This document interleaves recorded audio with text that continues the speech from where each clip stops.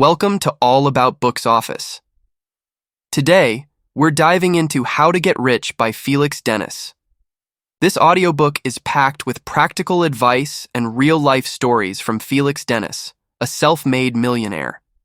It's not just about money, it's about mindset, risk-taking, and building your path to wealth. Before we get started, don't forget to like this video, subscribe to our channel, and hit the notification bell. Let's uncover the secrets to wealth creation. How to get rich. Good fortune. The fact is, the more that you practice, the harder you sweat, the luckier you get. Ideas? We've had M since Eve deceived Adam, but take it from me, execution's the key. The money? Just pester a likely investor. To get what you need, you toady to greed. The talent? Go sign it. But first, wine and dine it. It's tedious work with a talented jerk. Good timing? To win it, you gotta be in it. Just never be late to quit or cut bait. Expansion? It's vanity. Profit is sanity. Overhead begs to walk on two legs. The first step? Just do it and bluff your way through it. Remember to duck. Godspeed. And good luck. Preface. Can this book really make me rich? There are few ways that a man can be more innocently employed than in getting money. Samuel Johnson, Boswell's Life of Johnson. Why would a rich person waste time writing a book to help other people get rich? 2 reasons. Because I enjoy writing about something I feel I know about. And because I believe that almost anyone of reasonable intelligence can become rich, given sufficient motivation and application. It also helps that I am writing while sipping a very fine wine indeed, Chateau d'Yquem 1986 if you really want to know, nibbling on fresh smoked conch tidbits, ensconced by a window with one of the most beautiful views on earth. Across the valley, far, far below me, palm trees fringe the fishing boats and yachts nodding in the harbor. Beyond the bay to the west, a turquoise sea ripples out to a purple and pink horizon, heralding another glorious sunset. In the words of a Victorian English poet, how pleasant it is to have money, hi-ho. How pleasant it is to have money. I am in Mustique, a tiny island in the Windward Islands of the Caribbean. More specifically in my writer's cottage, a new study-cum-library some distance from the main house, built solely for one purpose, to permit me to write whatever I damn please in peace and quiet. Which is usually poetry, by the way. And all of this, as if you needed me to remind you, costs money. It's what you get, if you want, when you're rich. So you aren't doing this for the money? Money is always welcome. But no. Very, very few authors become rich. The odds against it are too steep. Merchandising and brand extensions, like movies, games and toys based on fictional books, occasionally do the trick. But nobody is going to buy a toy called How to Get Rich now, are they? Then again, there's always the board game and the reality TV show. Just joking. Is this some kind of con job? Are you using a ghostwriter? Nope and nope. How to Get Rich is not a con job. And it is not being ghost-written. I am going to write every word myself in this book, Lord help me. It will contain no jargon or mumbo-jumbo, and it is certainly not one of those messianic, self-improvement manuals seeking to spawn a cottage industry of audiovisual tapes, DVDs and dubious hour-long commercials on late-night television.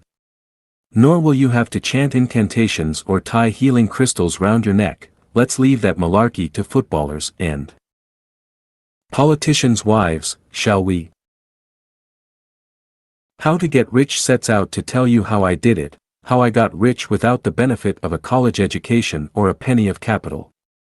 It will expose the many errors I made along the way, which will contribute greatly to the length. Finally, it will suggest ways in which you can avoid such errors and start on getting rich. Can this book really make me rich? You'll be suggesting that it will improve my sex life next. Possibly, to the first. It depends on your degree of motivation. In the event of that possibility materializing, the answer to your second comment is, yes, it most certainly will. I cannot make you happy. I cannot make you healthy. But I'm pretty certain I can improve your chances of becoming rich.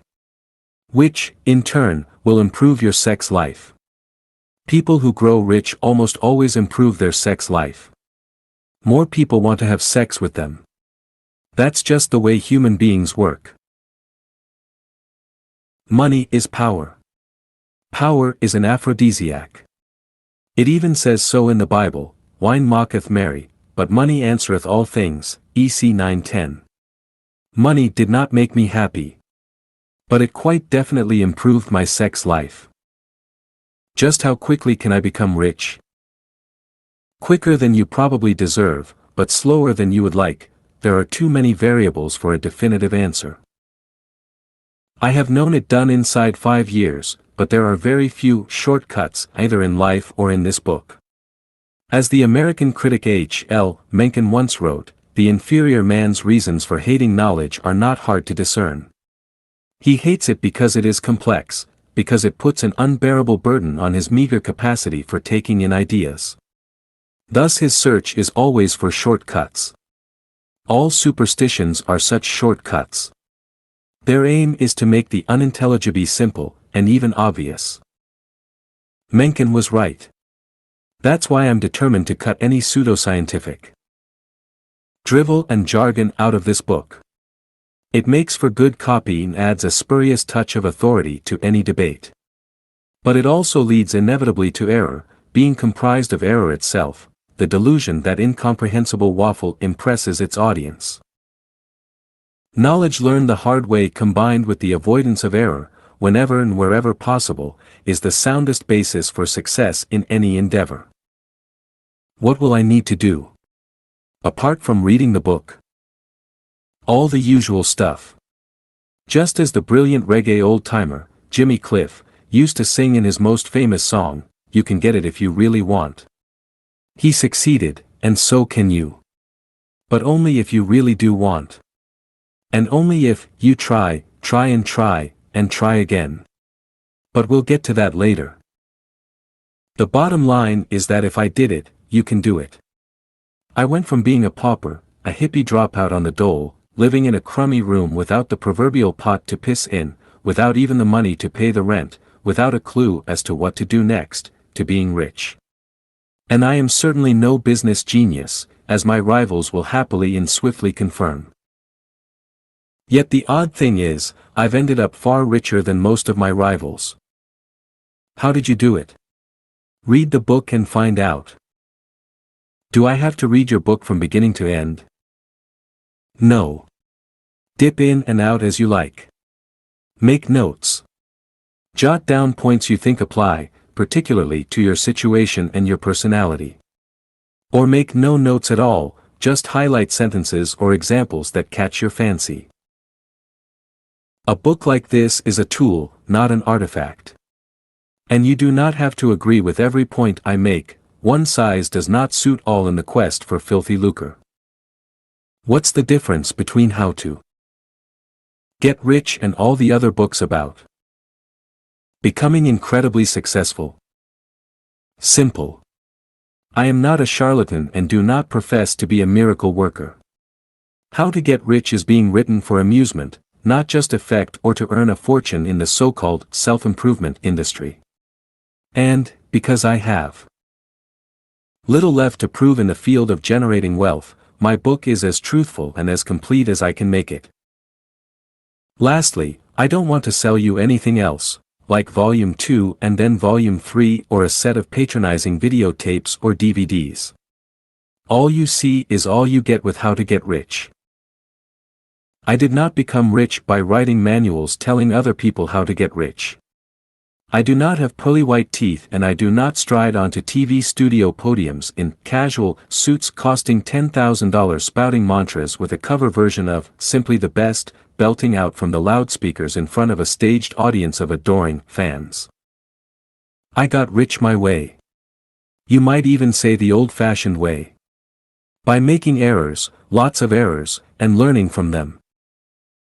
Much of what I intend to share with you concerns those errors, rather than my successes. In a nutshell, I'm not a mountebank.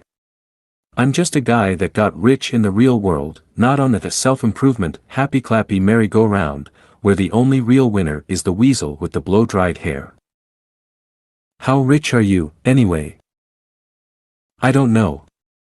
Neither does any rich person know. I haven't cashed in all my assets yet and I'm not certain what they will fetch.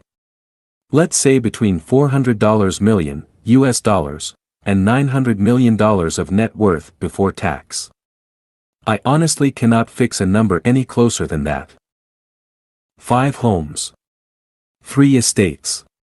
Fancy cars. Private jets. The jets are always rented. If it flies, floats or fornicates, always rent it, it's cheaper in the long run. Thousands of acres of land. Art on the walls and libraries stuffed with first editions. Bronze statues littering up the garden. Chauffeurs, housekeepers, financial advisors and other personal staff coming out of my rear end. Oh, and thousands of bottles of fine wine in the cellars. Never forget the wine. Less the debt, of course. Around $30 million of debt. Rich people always have a certain degree of debt. Apparently it helps to reduce taxes, but I'm not so hot on the bean counting side. In fact, I still haven't quite got the hang of a balance sheet. Amortization always floors me. But then, I can't fly the jets or drive the Rolls-Royces or Bentleys either. I never had the time or the inclination to learn. My constant refrain when I was bumming rides from friends as a teenager was, "You don't understand. I was born to be driven." Both my friends and myself thought that was just a smart aleck remark back then. Now, I kind of wonder if I already knew, or at least suspected. 1 or 2 more questions, then let's move on. Honestly speaking, what kind of people get to become rich? An interesting topic. The writer, F. Scott Fitzgerald, once said, "Let me tell you about the very rich. They are different from you and me."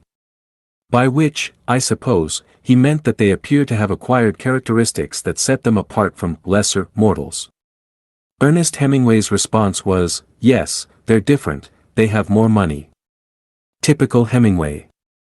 But his riposte isn't entirely satisfactory. There is a confidence that radiates from firstborn sons and daughters. Not in all the cases I've observed, but in too many for it to be a coincidence. A similar confidence is to be observed, more often than not, in people who are rich, no matter whether they were born with it, inherited it or acquired it through their own efforts. You can see it in the way they walk into a hotel or restaurant they have never visited before. In the irritating disposition of rich women to haggle in an Oxfam shop over a designer dress, unlike any working-class woman, who would be horrified at the thought of doing any such thing, even though she perhaps needs the discount while the rich woman does not. You can see it, too, in the way the children of the rich appear to assume that the world was created entirely for their sole benefit. Money brings a kind of insouciance with it. It is among wealth's least attractive characteristics. Here is Richard Rumbold, an English Republican conspirator, speaking from the scaffold in 1685. "I never could believe that Providence had sent a few men into the world, ready booted and spurred to ride, and millions ready saddled and bridles to be ridden. And neither, gentle reader, could I. I never could believe that. Whatever qualities the rich may have, they can be acquired by anyone with the tenacity to become rich. The key, I think, is confidence. Confidence and an unshakable belief it can be done and that you are the one to do it. Tunnel vision helps. Being a bit of a shit helps. A thick skin helps. Stamina is crucial, as is a capacity to work so hard that your best friends mock you, your lovers despair and the rest of your acquaintances watch furtively from the sidelines, half in awe and half in contempt. Luck helps, but only if you don't seek it. The answer to the question, then, is perhaps this: not those who want to and not those who need to, but those who are utterly determined to, whatever the cost. What are the biggest myths you know regarding getting rich? The first is the claim that people did not set out to get rich but became rich by accident. Oh, I only did what I loved to do and woke up one day to find myself wealthy. That sort of thing. It may have happened, but very rarely in my experience. Some people are merely better at disguising desire, that's all. Others, usually not those you would care to spend a vacation with, have a naked lust for money stamped on their features, evident in even their most commonplace conversations. But a capacity for disguise and dissimulation doesn't alter the fact that the vast majority of the self-made rich worked, secretly or openly, like Billy O, to acquire their wealth. The second myth is that people got rich by having a great idea. While this is a more feasible hypothesis than having got rich by accident, it is a trap, because it is a partial truth. All of us have had great ideas from time to time. I have had a great idea for a kind of Spider-Man gun that would shoot out a sticky web at a burglar in your house and disable them without harming them. Will it get made? Probably not. The follow-through, the execution, is 1,000 times more important than a great idea. In fact, if the execution is perfect, it sometimes barely matters what the idea is. If you want to get rich, don't sit around waiting for inspiration to strike. Just get busy getting rich. Thirdly, and lastly, I think that perhaps the most destructive myth about becoming rich lies in remarks like, well, it was okay for you starting out in the late 1960s. But times have moved on. You couldn't do it that way today. Perhaps not, but you can certainly do it some way. Times change, but human nature, the lure of wealth and the determination to acquire it remain a shining constant in the world of ambitious men and women. The example of others not even born in the 1960s is all around you. They prove such thinking to be false. If you think that it can't be done and dwell on that thought too long, then you are likely to remain poor. It's as simple as that. Why start a book like this with a poem? Did you write it? Yes, I wrote it, but that particular poem is more in the way of a nursery rhyme. And I began this book with a poem to demonstrate that becoming rich has given me the most precious thing in life. And just what is the most precious thing in life that riches can supply? Easy for me, it's time. Time. Time to read and write poetry if I want to. Or to write a book if it takes my fancy. Time to travel on the slightest whim, to walk in the woods, to think, to commission art, to read, to drink, to hang out with friends and loved ones, to do just about anything really, as long as it does not involve day after grinding day making money in an office or a factory for somebody else. That's what money can do. That's why you picked this book up. To make the money to do what the hell you want. Now I suggest you flip the page and read the poem that follows. Even if you do not normally read poetry, it's worth a couple of minutes of study. Its subject is the destructive power of a certain type of envy. Then skip to the introduction, where we can discuss just how rich you want to be. What's it like then, being rich? What's it like then, being rich, knitting gold to warm an itch? Very much like being poor, wealth is just a key, no more. Why not share this magic key to luxury, and start with me? Surely better that you earn it. Could I trust you to return it? How does one become your ilk? Is it bred in mother's milk? Many paths can lead to riches, few in sunlight, most in ditches. Wherein lies the difference from us, this odd ambivalence? Envy, malice, obligations, toadying from poor relations. Grown far richer than his neighbor, why would any rich man labor? Wealth is salt in wine immersed. Quaffing but excites the thirst. Salt my arse. It's filthy greed, how many homes does one man need? For some the trick's in trading it, for others, in parading it. I've seen But surely, comfort pales perched on padded Chippendales. When affluence holds no surprise, wonders come in others' eyes. Aye, the eyes of tart and whore. What might you miss, if you were poor? Time, the luxury of choices. First editions. Old Rolls Royces. Introduction. How rich? What's $1,000? Mere chicken feed, a poultry matter. Groucho Marx, The Coconuts. This is a thin-ish book with a hefty-ish price. But a price probably worth paying for those who absolutely, positively, even desperately, wish to be rich. Not super rich, mind you. Not filthy, stinking rich. This book cannot assist anyone who aspires to the Bill Gates or Duke of Westminster leagues. No book can do that, and that is not our concern here. Bill's vast fortune, I would suggest, did not arise simply from the implementation of good ideas or the fulfillment of any single vision. It derives from deep within Bill Gates, and we'll come on to that later. The Duke, of course, inherited his massive fortune. Today, he is apparently worth the best part of £5 billion. His job is to safeguard that fortune for succeeding generations of dukes, especially from the predations of greedy tax collectors and spendthrift governments. I do not envy him such a task. It must be weary work, laboring for descendants he will never meet. The Duke, then, is massively asset-rich and relatively cash-poor. Relatively, mind. No pun intended. We'll come on to that later in this chapter. Relative wealth is a fascinating subject. No, this book is about becoming one of the common or garden rich, world-class footballer rich, or J.K. Rowling rich, or rich enough to stop looking at the price of almost anything that takes your fancy. Rich enough to retire, or to work 18 hours a day, or drink yourself into oblivion every night, if that's what you want.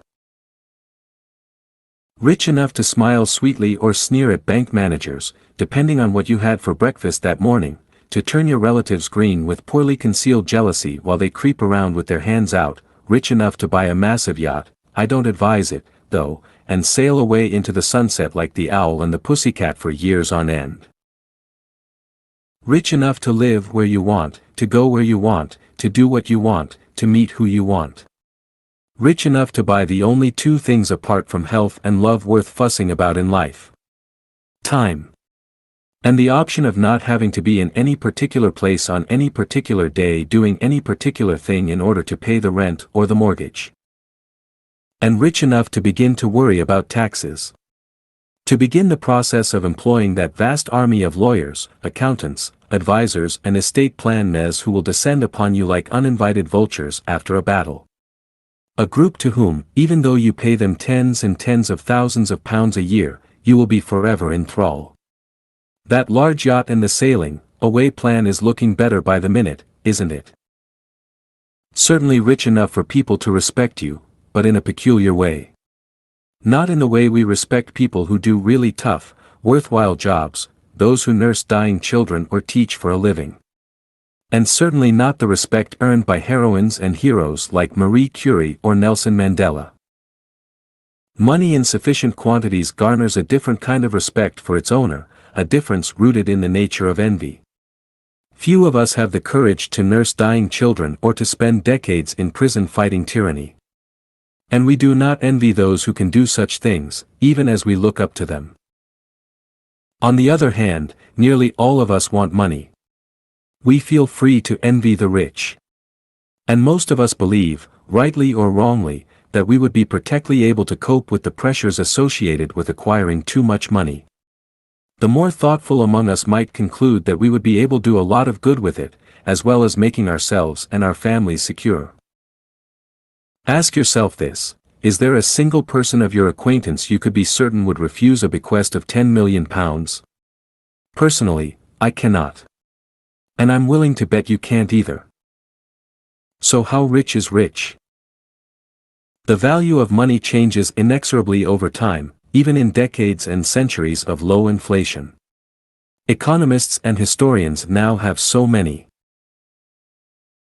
methods of evaluating the comparative worth of money over long periods that the exercise has become virtually meaningless to all but specialists. Meaningless because of the changes in the quality and range of goods available, the earning power of immediate and foreign neighbors, the importance, or otherwise, of the preservation of ancestral assets like land and art, and a host of other factors. So let's ignore all that and plump for purchasing power in the last quarter of a century as a rough and ready guide. Since 1980, the purchasing power of $1 million in the US has decreased by more than half. In Britain, the purchasing power of £1 million in 1980 has decreased by over 60%. To put it another way, £760,000 in hard cash back in 1980 would equate to the spending power of £2 million today. While you might not have been a millionaire technically back then, you would certainly have been the equivalent of one by today's standards. So how rich is rich in the first decade of the 21st century? The following table is based on tax-paid cash-in band or assets that can be swiftly reduced to cash, publicly traded stocks and shares, bank drafts, gold, etc. It takes no account of assets that take time to realize without incurring loss in a fire sale, your home, property, land, shares held in private companies, pension funds, or fixed bonds. It also assumes you have low debt and live in a Western democracy. Table 1, Wealth measured by cash in hand or quickly realizable assets. The comfortable poor. The comfortably off. The comfortably wealthy. The lesser rich. The comfortably rich. The rich. The seriously rich. The truly rich. The filthy rich and the super rich. Note to Table 1, there are few people in the world who could put their hands on £100 million in cash in a week or even a month, no matter what they are worth. Such people have too much respect for their fortunes to leave that kind of change floating around in quick-release assets or cash. In addition, the reduction of any asset to cash very often leads to the imposition of capital gains tax, the equivalent of the Black Death to the truly rich. If I had to find that kind of money, I would have to borrow it, and then sell assets to repay the debt. £50,000, pound 200 000 £200,000, pound 500 000 £500,000, pound 1 million £1 million, pound 5 million £5 million, pound 15 million £15 million, pound 35 million £35 million, pound 50 million £50 million, pound 100 million over £100 million. As far as the total asset value or true net worth of a person is concerned, as opposed to quickly realizable net worth, the numbers are very different. And different for a variety of reasons. Partly because of capital gains tax and other levies. Partly because death leads to death duties. Partly because of planned inheritance schemes and donations to trusts and charities. And mostly, because few rich people can know their true net worth until all dice or major assets are sold off. It sounds crazy, but the richer you are and the more financial advisors you employ, the less likelihood there is that you can ever discover what you are really worth. It's a nice problem to have, but it is still a problem. This is why so many rich people distrust the rich lists and league tables of wealth published every so often in newspapers and magazines. We know that if we cannot calculate our true net worth, and if our paid armies of accountants cannot agree upon a figure, then compilers of lists and financial journalists certainly cannot do so with any real accuracy. In the words of the art collector and oil billionaire John Paul Getty, if you can actually count your money, you are not really a rich man. A final caveat concerning the total asset value of rich individuals is almost as obvious. Above a certain limit, it doesn't really matter to them how rich they are, give or take the odd miser and the odd 100 million. That is, it ceases to matter unless you are one of the intended heirs. Then it matters. Boy, docs it matter. You might be surprised at the number of wealthy individuals who die without proper tax planning, or even intestate, a fancy way of saying that someone has died without a legally enforceable will in place. It is these intestate estates that so please the Chancellor of the Exchequer and his minions. If you die without a legally enforceable will, chances are the taxman will gobble up a great deal of what you left behind. This next table, then, shows my take on a person's total net worth, assuming you are not about to die, that you are prepared to take time to cash out such assets and, again, that you have low debt and live in a Western democracy. Table 2, Wealth measured by total assets, true net worth, £1 millionaire, £2 million the comfortable poor £2 million, £5 million the comfortably off £5 million, £15 million the comfortably wealthy £15 million, £40 million the lesser rich £40 million, £75 million the comfortably rich.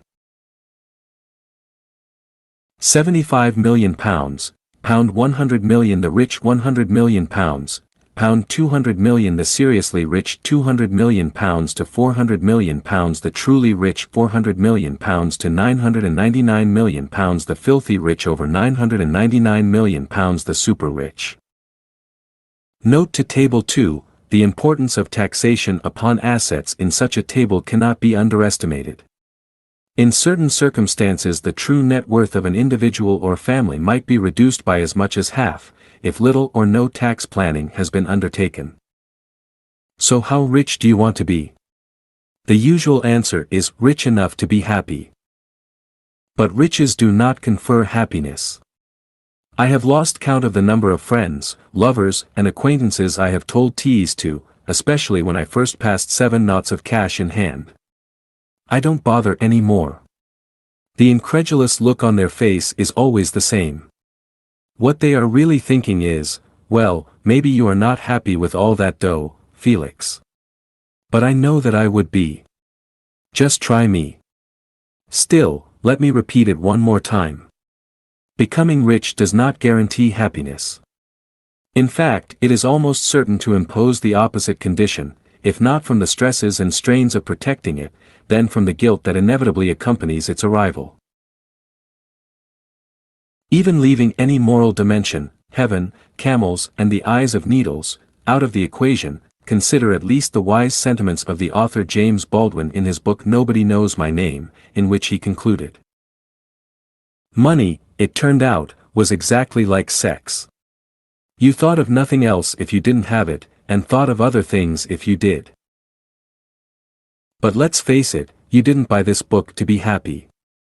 You bought it in the hope it would provide pointers to becoming rich. According to my tables of wealth, rich starts at a total asset value of £15 to £40 million, also known as the lesser rich. So that's where we're aiming. For starters, anyway. At the top end of that range, you might, just might, creep into the last few places on the Sunday Times Rich List, compiled annually by Philip Beresford and his team of researchers. The STRL is the gold standard of league tables of the wealthy in Britain. Your rank then would be around 999 equal of the top 1,000 richest individuals and families in the UK. As far as the USA is concerned, your £40 million would place you nowhere on any major list. Except, perhaps, somewhat high in the kind of esteem I described earlier among family, friends, partners, gold diggers, stockbrokers, bankers and estate agents. Well, I did say that £15 to £40 million was only a start. Of course, all measurements are arbitrary. They are just an attempt by humans to make some kind of order out of a chaotic universe. In and of themselves, they are meaningless. Quite as valid a measurement of money as asset value or cash in the bank might be availability on request or lifetime spending totals. If you had no money yourself, but a fairy godmother gave you exactly what you needed whenever you requested it, you would never make the Sunday Times Rich List, but you would be the richest person in the world, even if you gave everything away each night. And as for lifetime spending totals, LSTs, as a measurement, I would love to know how much various people have spent in the course of their life, including me. Sadly, I know I am never going to be able to figure it out, except for the certainty that I have spent hundreds of millions of dollars. My LST will have been eye-watering. I also know that because nearly all so-called old money has to be protected from any one generation's carelessness, their family wealth. Psyle property is tied up in trust funds and entailments.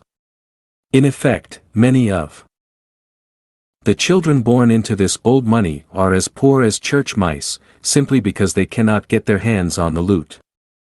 They would have surprisingly low LSTs, clean fingernails and good manners, certainly, but low lifetime spending totals. Now, enough waffling about definitions. Let's get down to making some dough. Let's get rich. Part 1. Reasons not to get rich. 1. Pole positions. No task is a long one but the task on which one dare not start. It becomes a nightmare. Charles Baudelaire, My Heart Laid Bare. Ladies and gentlemen, start your engines. For a great many people, getting started on the road to wealth is the most difficult part. Or so they believe. The nuances of each individual case need not concern us, but the difficulties, as stated by virtually every wannabe I ever listened to on the subject, usually fall into one of three broad categories, often age-related. If young and relatively penniless, many will argue their lack of experience in capital, especially capital, dooms them to decades of wage slavery. If slightly better off and on the way up with a halfway decent job and perhaps the probability of further advancement, the problem is often considered to be the loss of what they have already achieved. Plus the lack of capital. By the time one is a senior manager or professional, probably with a decent house, a mortgage and children, it is the risk to the security and happiness of the latter, and maybe to a spouse, plus the usual lack of capital, which are most often cited as insuperable difficulties to taking the plunge. All such objections to becoming rich are spurious, no matter how sincerely held. But before dealing with each in turn, let me digress for a moment regarding upbringing, race, color, educational qualifications and gender. I am doing so here because I do not wish to waste anybody's time. We will be touching on some of the circumstances described above shortly, but, in a nutshell, my experience has been that money is colorblind, race blind, sex blind, degree blind and couldn't care less who brought you up or in what circumstances. Money is one of the most neutral substances on earth. Others may conspire against you obtaining it through bigotry or prejudice. But they can only succeed if you permit them to. The object of your goal, in and of itself, is non-sentient. If you truly believe that your race, sex or upbringing can keep you from becoming rich, then you had best give up here. Either return this book to the shelf or, if you have already bought it, return it to the bookstore for a refund or give it to a friend. You may obtain the refund or please your friend. But you will never get rich. Young, penniless and inexperienced. It's the same the whole world over. It's the poor what gets the blame. It's the rich what gets the pleasure. Ain't it all a bleeding shame? Variety Hall Song, C. 1915. Excellent. You stand by far the best chance of becoming as rich as you please. You have an advantage that neither education nor upbringing, nor even money, can buy. You have almost nothing. And therefore you have almost nothing to lose. Yes, yes, I know you've heard all that before. But consider for a moment. Nearly all the great fortunes acquired by entrepreneurs arose because they had nothing to lose. Nobody had bothered to tell them that such and such a thing could not be done or would be likely to fail.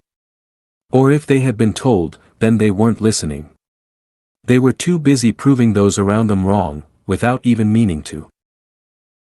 Not knowing that something cannot be done, you are likely to waltz into uncharted minefields where angels before you have feared to dance.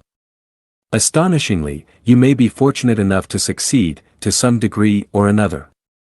Conventional wisdom will then be revised by those around you, and the next generation will be taught that what you did can always or often be done, only to discover, when they attempt it themselves, that in reality you missed every landmine by pure, dumb luck. Never trust the vast mountain of conventional wisdom. It contains great nuggets of wisdom, it is true. But they lie alongside rivers of fool's gold. Conventional wisdom daunts initiative and offers far too many convenient reasons for inaction, especially for those with a great deal to lose. Fortunately for you, you do not have anything to lose and can afford to ignore the Jobsworths and Jeremiahs who have lived upon the mountain for so long that they have come to worship it. Nor is a propensity for risk-taking your only advantage. You have stamina far, far beyond those who are 20 or 30 years older. The stamina necessary for long, grinding hours of labor in the cause of getting rich. Stamina enough to party all night and go straight back to work for a 12 or 16-hour day. I remember such stamina fondly. You have no idea how much the stamina of the young is envied by the rest of us. Along with a degree of callousness and enviable powers of speedy recuperation from reverses, stamina is your secret weapon. Its attributes will see you through a raft of catastrophes that would virtually annihilate older men and women. In addition, your instinctive knowledge of modern technology gives you another edge. All those hours spent playing computer or video games might not have been such a waste after all. At least you know the difference between an iPod and a JPEG. And knowledge is power, at whatever age, whether earned by blood and tears or imbibed at a mother's breast. Treasure that instinctive knowledge. I still own half of the personal computing magazines in Britain: PC Pro, Computer Shopper, Computer Buyer, Mac User, Custom PC, in part because of an early addiction to pinball and electronic arcade games. While I knew nothing of computing, and still do not, the instincts honed by countless hours of shoving money into slots forewarned me of their potential. The first few £1,000,000 I ever trousered were a direct result of trusting instincts entirely at odds with conventional wisdom of any sort. Two immediate examples leap to mind. As we will see in more detail later, I published a series of 8-page full-color, folded posters, with headlines and articles printed on the back, and charged the same cover price as magazines with 10 times that number of pages. The result was dubbed a poster magazine and sold millions of copies around the world. Nobody had told me it couldn't be done because nobody had done it before. Similarly, as previously noted, I launched half a dozen magazines about a new fad called personal computing back in the 1980s, even though British magazine retailers and wholesalers at the time were unanimous in their belief that nobody will ever buy them. Those magazines have earned me tens of millions of pounds in the last 25 years and are still earning me money today. Conventional wisdom is usually right.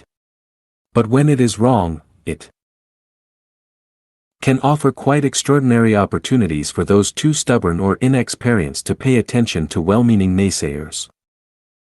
Perhaps most importantly of all, as a young and penniless and inexperienced person, you are not an expert. Thus you are more willing to learn than those in their 30s, 40s, or 50s. You are not afraid of making mistakes, admitting them when you do and getting right back on track. Speaking of tracks, you have no track record to defend either. Here is a pearl beyond price and, glory hallelujah. It cost you not ing to obtain. Anyone not busy learning is busy dying. For as long as you foster a willingness to learn, you will ward off sclerosis of the brain and hard-eating of the mental arteries. Curiosity has led many a man and woman into the valley of serious wealth. Ambition, fearlessness, self-belief, stamina, a degree of callousness, a willingness to learn. These are your advantages over the middle-aged and the old. Gather ye rosebuds while ye may. Could you turn the clock back for me by 40 years, I would willingly swap you every penny and every posse's shown I own in return. And I would have the better of the bargain, too. So what does the future hold for a young man or woman determined to become far wealthier than their parents? Here is how I see it. The way will most likely be hard, your failures many. It will be fun and it will get a little hairy, even scary, at times. But the earlier you start and the more risks you are prepared to run, tempered by listening hard and choose the right mountain, we'll come to that later, the more certain it is that, sooner or later, you will find yourself with a small success on your hands. And one success, with luck, will lead to another. If there is a single category of person for whom this book should prove the most useful, it is you, the young, penniless and inexperienced. I know. I've been there. And if I was lucky enough to find a way through, then so can you. Stick with me, young brother or sister. You are suffering from nothing more than excusable confusion and a lack of experience, conditions that will pass with time, and whose passing can be expedited by fierce determination and application. Believe it or not, I envy each and every one of you. Slightly better off and on the way up. I have a bone to pick with fate. Come here and tell me, girlie. Do you think my mind is maturing late? Or simply rotted early? Ogden Nash, Lines on Facing 40. This is the point at which many people vaguely wonder about starting their own business, either on their own or with a partner or two. They have enough experience to know how the companies they work for function. Perhaps even how their industry functions. And they see a niche, as yet imperfectly filled. They have an idea. See Chapter 5, The Fallacy of the Great Idea. Yet they hesitate. They fear losing what they have already achieved more than they desire to enrich themselves. Personally, I am on more than familiar terms with this syndrome. I meet it every day, because it affects, or afflicts, a great many of the fine men and women who run my own companies.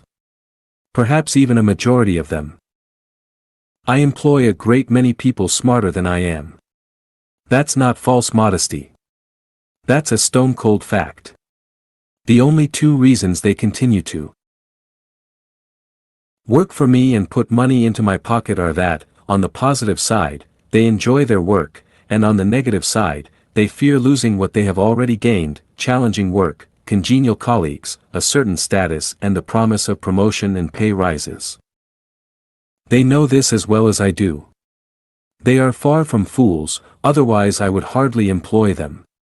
But fear holds them back, with the exception of those rare individuals who are content with their lot. And what is fear?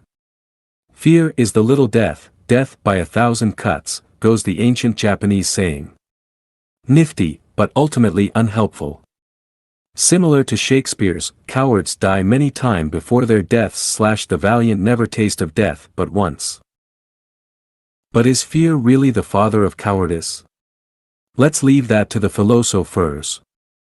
In business, in the accumulation of wealth, it is an impediment, for sure. But then, so is recklessness. No, I believe that it is the fear of failure which looms largest here. And fear of failure is definitely something that can be dealt with, and will be dealt with at length in this book.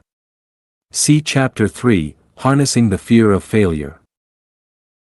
Outsiders are sometimes surprised at my reaction when people in this category, the slightly better off and on the way up, decide to leave one of my own companies and set up on their own.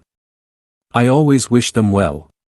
Not only outwardly, but in my heart, too. Often I throw a party for them. Or write glowing testimonials. Once or twice I have even underwritten their office lease or introduced them to a banker or a lawyer I trust. Why do I react that way? 3 reasons. Firstly, I'm proud of them. Proud that those who work for me are brave enough, motivated enough and trained sufficiently well to go for it on their own. Boldness attracts applause, as the writer and philosopher Goethe once remarked in Doggerel. Whatever you can do, or dream you can, begin it.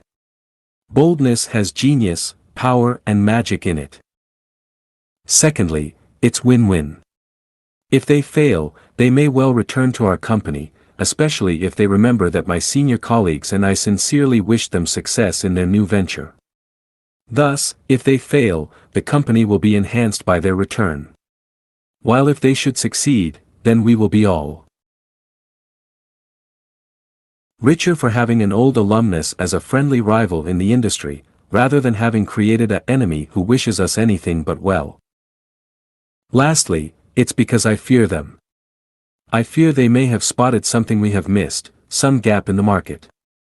I fear we may have failed to listen to them. I fear that their new venture will grow at our expense while it poaches our personnel and our market share. And the only way to deal with fear is to cozy up to it. To took it in the eye and pump its hand. To translate its negative energy into adrenaline. To harness it. To laugh with it, rather than at it. Perhaps this could be you giving your current boss the scare of his or her life.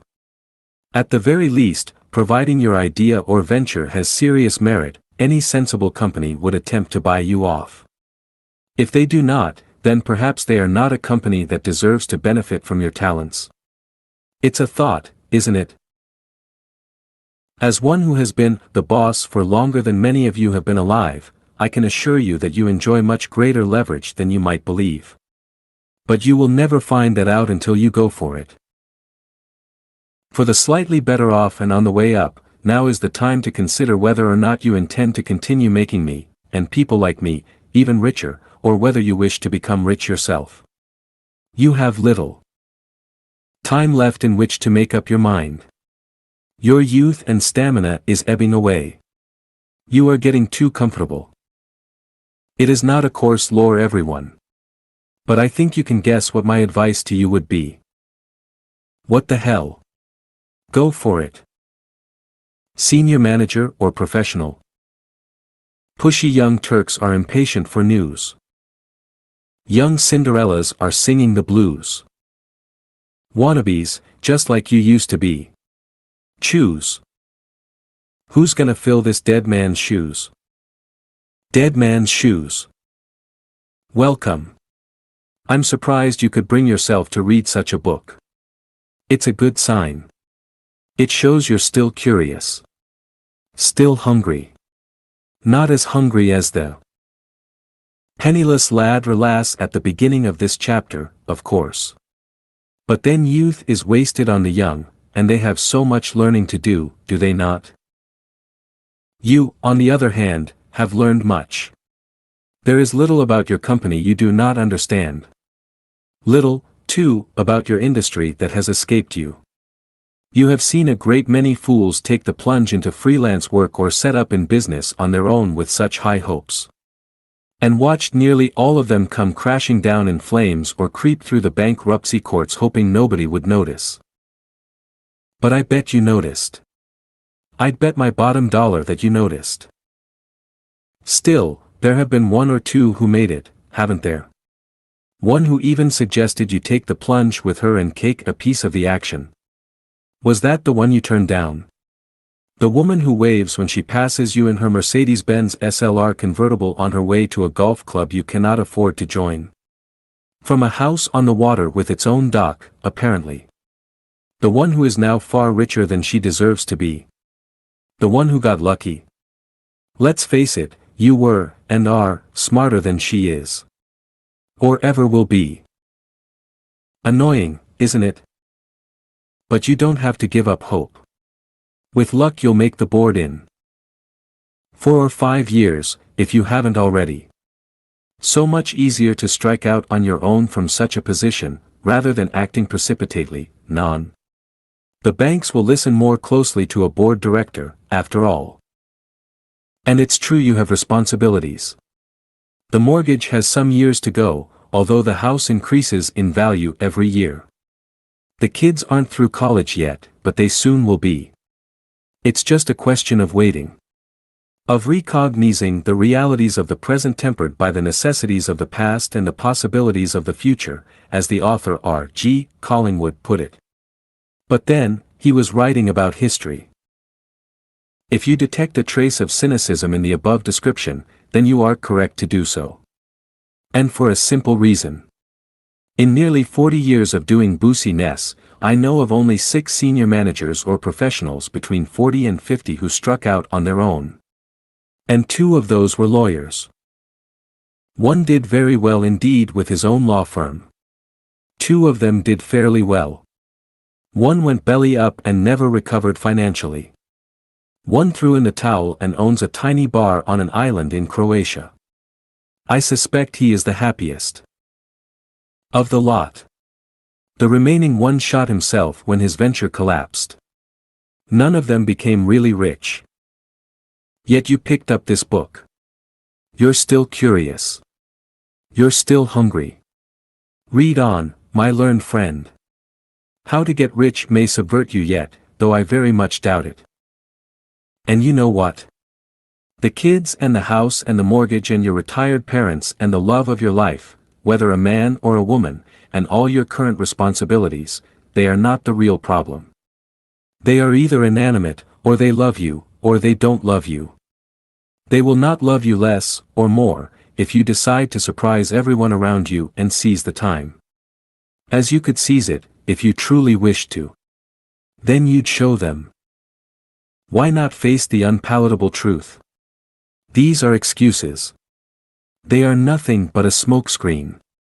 An alibi. Convenient camouflage to prevent you from accepting that you will probably never be rich. Soon, you must choose. Many people would say you have left it too late to choose. But still, you picked up this book. You're still curious. You're still hungry. And you know it can be done. Even better than the young and penniless and those on their way up, you know it can be done. Better still, you know how it can be done. You have helped make it happen, for someone else.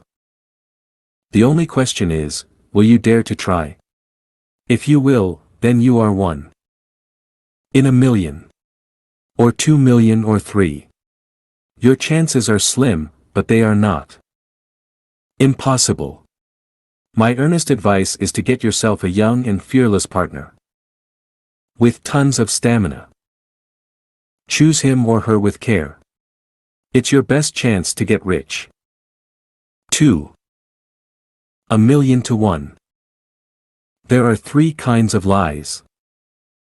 Lies, damn lies and statistics. Thomas Carlyle, Chartism. Dare not is one thing. Cannot is another. Not everyone can be rich. But anyone can dare to. Somebody has to. Let's take a look at the arithmetic relating to the odds. By my earlier definition, only 0.000016% of 60 million British citizens are rich. That's less than 1% of 1% of 1% of 1% of 1% of the total population. If your best friend inherited £1 million and gave you 0.000016 of their windfall, you would receive a princely 16 quid. Hey! Thanks a bunch, old chum. If wealth were decided by lottery, you would have 16 chances in a million of scraping into the top 1,000 richest people in the UK. To reach the top 50, you would have to do better. A lot better. Like 1 chance in a million, allowing that a fair percentage of the places in those leagues are taken by those who inherited their loot, or a good chunk of it, anyway. These are not very enticing odds. Fortunately, less and less wealth is decided by the lottery of inheritance. Only a quarter of the entries now in the Sunday Times rich list in Britain find themselves there due solely to inherited wealth. If, indeed, it is that many. 25 years ago it was different story. Back then, nearly 3/4 of the buggers were force-fed their wealth from golden spoons. In those days, though, there were only 200 entries on the list. Lo, have the mighty fallen. And they'll be falling further yet when another blasted nouveau riche like you, dear reader, elbows his or her way into the golden hoard. If you can, that is. Because not all of us are cut out for it. Let us explore factors likely to exclude an individual from becoming rich. This is where we sort the wolves from the does, the prey from the predator, and you from a lifetime of wage slavery. There's health, for a start. People in poor health usually find it difficult, no matter how clever they are, to muster the stamina that becoming rich demands. In any case, when you are really poorly, the allure of wealth rapidly recedes, except as far as first-class health care is concerned. I can attest to this from personal experience. Twice now I have survived life-threatening illnesses. Making money was not big on my list of priorities at that time. In fact, I was so far gone at one point, that I forgot to sue the bastards who were responsible. Looking back, I must have been very ill indeed. As always, there are exceptions. The theoretical physicist, Stephen Hawking, has been confined to a wheelchair for years with a rare and appalling disease. Yet he made a bundle with a book that very few people have ever read right through to the end. A book that has sold millions of copies, A Short History of Time. And did you know he featured in an edition of The Simpsons? My hat off to you, Professor. We must also factor in disadvantage and age. Not of color, sex, race, religion, upbringing, or lack of education. None of those present insuperable hurdles in a Western democracy. But mental handicap, growing senility, and the physical decline of old age, none of which need be life-threatening in the short term, virtually rule out any serious accumulation of wealth, except by inheritance or winning a lottery. So that leaves the relatively fit and those not old enough to call themselves old. Close to 40% of the population of the UK are either old enough to have little hope of acquiring real wealth if they have not done so already, or are too young to be able to acquire it in the short term, except by inheritance. If you fall into neither of these groups, you now have only 35,999,000 people to beat. That equates to 25 chances in a million of scraping into the top 1,000 richest people in the country. Still daunting odds. But, wait. There are huge chunks of the population around you who either have no desire to be rich or have chosen professions that rule them out of the race. I asked a researcher to estimate for me the total number of people work ing for the government in Britain. If you can afford it, always get someone else to do the grunt work. Secretary Chapter 13, The Joys of Delegation. While it is theoretically possible for a civil servant to resign from their job and become a multimillionaire, especially, apparently, if they worked for the Ministry of Defense, the number of ex-civil servants in the Sunday Times rich list is tiny, 2 of them having inherited their wealth while parading in the corridors of power, and one who was rich long before he became a minister. So what did my researcher discover? Well, the number is astonishing. Over 5 million people work for the government in the UK in one way or another and are unlikely ever to become rich. Your odds now have improved to 28 chances in 1 million. And now look around you. How many of the people you work with, the people you socialize with, the people you see in the street, do you think have dedicated themselves to getting rich, or are likely to do so any time soon? Or have the drive or aptitude to attempt to do so? 2%. 3%. 5%. Let's take 3%, which I believe to be a massive overestimate, by the way. Personally, I know only 5 acquaintances who dedicated themselves to achieving success in business in order to make themselves seriously rich. As opposed to scores of senior managers or professionals known to me who dedicated themselves to success in their business life, but allowed others to reap the main financial rewards of their labors. Those 5 people, I might add, amount to a lot less than 3% of all the people whom I believe could have become rich had they wished to do so. Or had they drummed up the confidence to try. So, 3% of the 30-odd million people still in the race amounts to just under 1 million rivals. To reach the top 1,000 earners among them, all other things being equal, you have now shortened the odds to 1 chance in 1,000. Which is significantly better than the 16 chances in a million we began with. Now you know what Carlyle meant by lies, damned lies and statistics. Lastly, in any list of reasons not to get rich, we must come to philosophy and the benefits of hindsight. If I had my time again, knowing what I know today, I would dedicate myself to making just enough to live comfortably, say £30 or £40 million, as quickly as I could, hopefully by the time I was 35 years old. I would then cash out immediately and retire to write poetry and plant trees. Making money was, and still is, fun, but at one time it wreaked chaos upon my private life. It blocked me from beginning to write poetry until my early 50s. It consumed my waking hours. It led me into a lifestyle of narcotics, high-class whores, drink and consolatory debauchery. As a philosopher might have put it, all the usual dreary afflictions of the seeker after wealth. These afflictions, in turn, helped to undermine my health. But like an old, punch-drunk boxer, I couldn't quit. I always craved just one more massive payday. One more appearance under the lights with the roar of the crowd and the stink of the sawdust and leather. One more fight. I can take this young punk. I know I can. Just this once, so I can go out as a winner. So I can retire as the champ. Then I'll retire. Just this last one. Pathetic. I should have known better. There is no such thing as a permanent champ. After all, I co-wrote the first best-selling biography of Muhammad Ali back in 1974. You'll find it, republished as Muhammad Ali, The Glory Tears on Amazon.com. And there isn't a single fan of Muhammad Ali who does not wish he had quit the ring several years before his failing powers made the decision for him. It's no excuse, but making money is a drug. Not the money itself. The making of the money. This sounds like so much hoopla, but it's true, all the same. Nobody believed that exercise could prove addictive until science stepped in and discovered endorphins, or whatever the damn things are called. And making money, I assure you, is a hell of a lot more of a rush than jogging. Up to just 7 years ago I was still working 12 to 16 hours a day making money. With hundreds of millions of dollars in assets I just could not let go. Like I said, it was pathetic. Because whoever dies with the most toys doesn't win. Real winners are people who know their limits and respect them. Eventually I found a way out.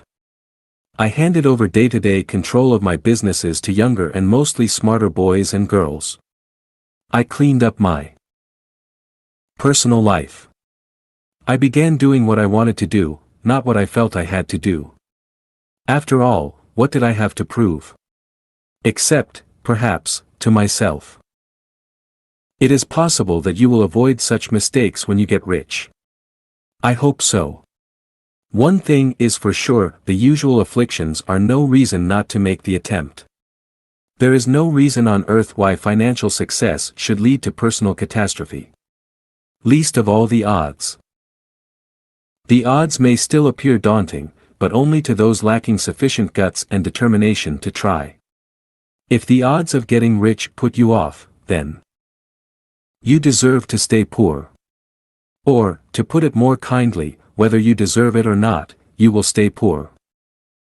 But we're done here with reasons not to get rich. Our ends are not foretold in our beginnings. The poet was wrong there. We're heading for our own version of the glory tears. We're on our way. It's time to concentrate on getting started. To take the first step on the long road to getting rich. Part 2. Getting started. 3. Harnessing the fear of failure. Go tell the Spartans, thou who passeth by, that here, obedient to their laws, we lie. John Dryden, on the Spartans at Thermopylae. The 800-pound gorilla. This is the 800 pounds gorilla. The King Kong of your nightmares. The reason, almost certainly, that you have not already begun to make yourself rich. He's a big bastard, so arm wrestling is out, but he's not quite as scary as you might think. Maybe we can bribe him with a sack of bananas? Or poison him? Or teach him to sit up and beg? Let's see. Not begun until half done, lectured John Keats gloomily in a letter to a relative nearly 200 years ago. Keats was a sublime poet, who died when just 25 years old. Although he would rank well inside my own top 20 favorite writers of verse in English, perhaps in the top 10, he would have made a totally rotten entrepreneur. I would use, instead, once begun, the job's half done. Because taking that first, irrevocable step has proved to be the most difficult part of nearly every venture I have been involved in. In the memorable words of the American philosopher and poet Ralph Waldo Emerson, no matter how much faculty of idle seeing a man has, the step from knowing to doing is rarely taken. There are so many reasons not to do anything, many of them highly persuasive, especially in the mouth of a Jeremiah. And the world is full of Jeremiahs. They infest our planet. In the living room, in the pub, in the office, at the boardroom table. Everywhere you look, you will find men and women who appear to take perverse pleasure in pointing out the shriekingly obvious, that if a new venture does not succeed, it may result in failure. Not that they will say so in so many words. It would be so much easier to overcome the bulk of their objections if they did. Instead, they trot out facts and figures, statistics and trends, charts and graphs, together with endless reminders of failures of the past, with a special emphasis on the fail. Years of those lucky enough not to be in the room at the time. There is rarely any mention of their own failures, in my experience. They will say the company or the individual does not have the resources. That it has all been tried before. That the light isn't worth the candle. That outside advice is required or that an individual should seek further counsel. That the individual or company is uniquely unsuited to such an enterprise. That it is too late, or too early, for such an idea to have any chance of succeeding. How many millions upon millions of man-hours are wasted annually, I wonder, in all this doom-mongering? Personally, I've had a bellyful of it. At the last extremity, as far as most company enterprises are concerned, the Jeremiahs will call in the big guns. We must form a committee to investigate the possibility of proceeding. That's the answer. A committee. Who shall we choose to chair the committee? This is the death knell, in 9 cases out often, for any new venture. What lies behind it is the desire to apportion blame that may accrue later as widely as possible. If a committee is formed and eventually makes its recommendations, then future blame for either action or inaction cannot be laid at any one person's door. In business and political jargon, this nonsense is called collective responsibility. In common parlance, it is covering your backside. A committee is a cul-de-sac down which ideas are lured and quietly strangled, as Sir Barnet Cox, Clerk of the House of Commons, once pointed out. Well, Sir Barnet should certainly have known. He served on enough of them. Or in the words of an anonymous American wit, a committee is a group of the unwilling, chosen from the unfit to do the unnecessary. Just so. And they do it so brilliantly well. Whether in a college dorm, or in the walnut-paneled boardroom of an international conglomerate, or around your own kitchen table. Of course, there is nothing wrong with robust debate, either with others or with oneself. What is undesirable, however, is the pretense that any such debate can resolve the risks involved in advance. It cannot. All debate can do is clarify, support or contest the next step. The risks remain, however much talking is done. It is for this reason that committees are discouraged on the battlefield.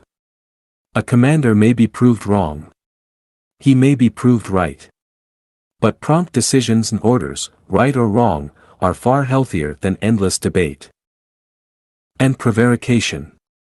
This applies equally to a debate within one's own mind. Fretting is counterproductive at any level. And so is lack of action. Knowing that fear of failure is holding you back is a step in the right direction. But it isn't enough, because knowing isn't doing. Knowing isn't doing what you need to do, my son. Telling me you know is only bluffing on the run. Knowing isn't doing. Doing isn't knowing. Nothing but the knowing and the doing gets it done. Fear of failure and the avoidance of blame, then, is what drives Jeremiah's and haunts them. To be fair, it haunts all of us. In essence, it comprises two components. The first is our natural desire to avoid letting ourselves or others down, perhaps with calamitous financial repercussions. The second is the exposure of that failure to the outside world. The majority of you reading this now are mentally nodding in agreement. Otherwise, why would you be reading a book called How to Get Rich? No shame there. Believe me, I have sat with colleagues and partners of long standing, many of them highly experienced, and listened in disbelief while they have talked themselves round and round in circles. Or figures of 8. Or any configuration designed to delay the agony of saying, "Okay. Let's do it." Or even, "Okay. Let's forget it." And looking back, I have to say that I regret the majority of the times I acquiesced in shilly-shollying and a retreat to safety. I would rather have tried and failed, in most cases, than have taken the safer course that so often appears to be wiser in the abstract. Back in the late 1970s, for example, I had a conversation with a much older man, a senior manager at the high street retailer, W.H. Smith. W.H. Smith are a power in the magazine and newspaper industry. This old buffer was friendly and helpful towards my little publishing company. I was interested in launching a personal computer magazine. He dissuaded me, warned me over and over that nobody would ever pay money to read monthly magazines about dinky little computers. Several colleagues in my company agreed with him. After weeks of discussions, I abandoned my plans. Shortly thereafter, another entrepreneur, Angelo Zgorelek, launched just such a title, called Personal Computer World. It soon exhibited all the signs of becoming a big success. Fortunately, Angelo did not have sufficient capital to promote it. In the nick of time I was able to purchase a majority stake in the magazine, which I proceeded to sell for a small fortune 4 years later to a large conglomerate. So what is the lesson here? Because I had been dissuaded from launching my own title, and did not own the magazine outright, I was forced to pay Angelo £1 million or so for his remaining share. Well done, Angelo. Had I launched a similar magazine myself earlier, would have been £1 million richer in the autumn of 1982. Around £2.4 million in today's money. If I had invested that £2.4 million at a low rate of compound interest, I would be £4 million richer than I am today. That is what that well-meaning old gentleman at W.H. Smith and his long-winded advice cost me. He cost me nearly $7 million in my pocket right now. And whose fault was it? It was mine, for prevaricating and listen to a Jeremiah. Let's return to the two components of fear of failure. Firstly, letting others or yourself down and the consequent financial calamity. My response is, so what? You may let others down if you act. You may let yourself down if you do not act. And just how calamitous will utter failure prove to be, in any case? Which, of course, is what gives the young and penniless such a huge advantage in the race to get rich. They instinctively know what Bob Dylan preached 40 years ago, when you got nothing to lose. Still, potential loss is always an important consideration. Everything will depend on the degree of desire and belief you bring to an enterprise. What are you willing to sacrifice to achieve it? How great is the sacrifice in reality, as opposed to your nightmarish tears at 3 o'clock in the morning? Does such a venture really risk utter destitution? Or is it, far more likely, that you fear the embarrassment of failure more than the possible financial penalty? This nastier, stickier second component, the broadcasting of our misjudgments or errors to the rest of the world, and especially to our peers, is often the nub of the matter. Whether I am sitting around with colleagues at Dennis Publishing trying to figure out if we should invest millions of pounds to launch a new car magazine, or whether a young woman, an only child not long out of college, is considering whether to take over her father's used car business or invest another 2 years of her life into obtaining a PhD in bioengineering, the same factors apply. Neither decision will involve utter financial ruin either way. But fear of attempting something, the result of which cannot be easily hidden, weighs heavily in the balance, whether we are aware of it or not. This applies not only to getting rich, but to almost all business and career-related decisions. And, perhaps, to the majority of all important decisions we make in our lives. The board of directors that runs Dennis Publishing will talk earnestly and sensibly about the effect on morale for the rest of the company, usually forgetting to mention their own morale, in the event our proposed new magazine bombs. Nobody ever mentions the loss to my personal bank balance or my morale. In reality, Dennis Publishing staff working, say, on the Week or Maxim or Computer Shopper, won't give two hoots if the company's new car magazine is a sensational flop. But by discussing the matter in such terms, in code if you like, the board gives itself the opportunity to weigh their own fears while appearing to weigh the fears of others.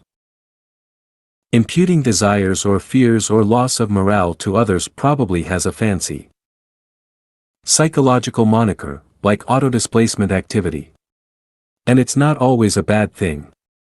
At least it encourages serious communication, even if it adds little to the decision process. Even so, it is a form of well-disguised cowardice. On a less corporate level, the young woman mentioned above believes she would like a career in car sales management, especially as a part owner. She even believes that she might be able to expand her father's business a tad more aggressively than he has done in the past. On the other hand, a PhD would add status to her life and offers the prospect of a fulfilling career in science. But she must decide. Her father is unwell and cannot wait another 2 years for her decision. What if she takes over the company and it subsequently goes belly up? What if she shoots for a master's degree and does not achieve it? A failure to obtain her master's degree could be disguised fairly easily. It is not likely to be broadcast to the rest of the world. After all, she already has a degree. If failure seems likely, she can always quit, claiming she has become bored with bioengineering. The decision to take over her dad's company, however, will be far more closely monitored, by relatives and neighbors, by the people who work there, by rival car dealerships, by the bank manager, and not least by her father. Should she fail, she will run the risk of becoming a laughing stock or an object of pity. So what is her best option? Much will depend on her desires and her goals in life. She is unlikely to get rich as a bioengineer. But she might well get rich expanding the dealership, especially because she is aware that her father has never invested to the extent that he might have done in marketing and promotion, especially on the internet. There is an opportunity, but is she prepared to exploit it? Why is she unlikely to get rich in bioengineering? Because starting up your own bioengineering firm takes vast quantities of capital and the persuasive abilities of a Richard Branson to obtain it. The car dealership, however, is already capitalized, and although she will have to pay off her father eventually, the repayments can be spread over a number of years. He is hardly likely to foreclose on her. So what should our young college girl do?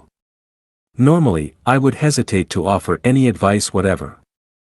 But I happen to know her. I was half in love with her once. She happens to be real and her name is Julie. All this happened a long time ago.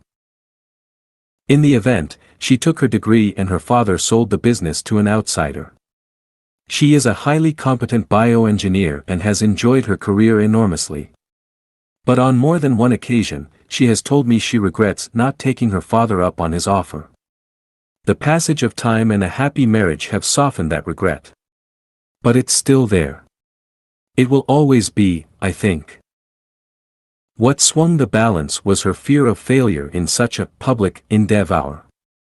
Or, at least, an endeavor that felt rather public at the time. She was young. She was a woman. She was frightened that others, especially the male-dominated community of car sales firms, would laugh at her or criticize her lack of hands-on experience, even though she would have made an excellent sales manager. She was not prepared to grow a carapace or to risk the fear of public humiliation and say, "To hell with them. Let's go." Her decision still haunts her, if only from time to time. And it irks her to know that she will never be rich. It always irks intelligent people like Julie. And I can give you other examples. One of them is my mother. She will be furious, if she ever reads this, that I have mentioned her in such a book and such a context. But I know my mother well. I know beyond a shadow of a doubt that everything I have achieved I owe not just to care and love, but to her genes. She could have built herself a fortune had she wished. Her personality combines the resilience, the drive and the restless energy of so many people who become rich. Like her eldest son, for instance. And that resilience and restless energy was always there with my mother. As it was with me. Right from the beginning. But 60 years ago it was almost unheard of for a woman to act out such ambitions. Her parents would have been scandalized. Neighbors would have viewed such behavior in the most negative light imaginable. Had she failed, they would have nodded their donkey-like heads. And had she succeeded, horror of horrors, she would have earned their undying enmity. It just was not done for a woman to earn a fortune for herself, except, somewhat dubiously, as a movie star perhaps. Or a writer of crime novels.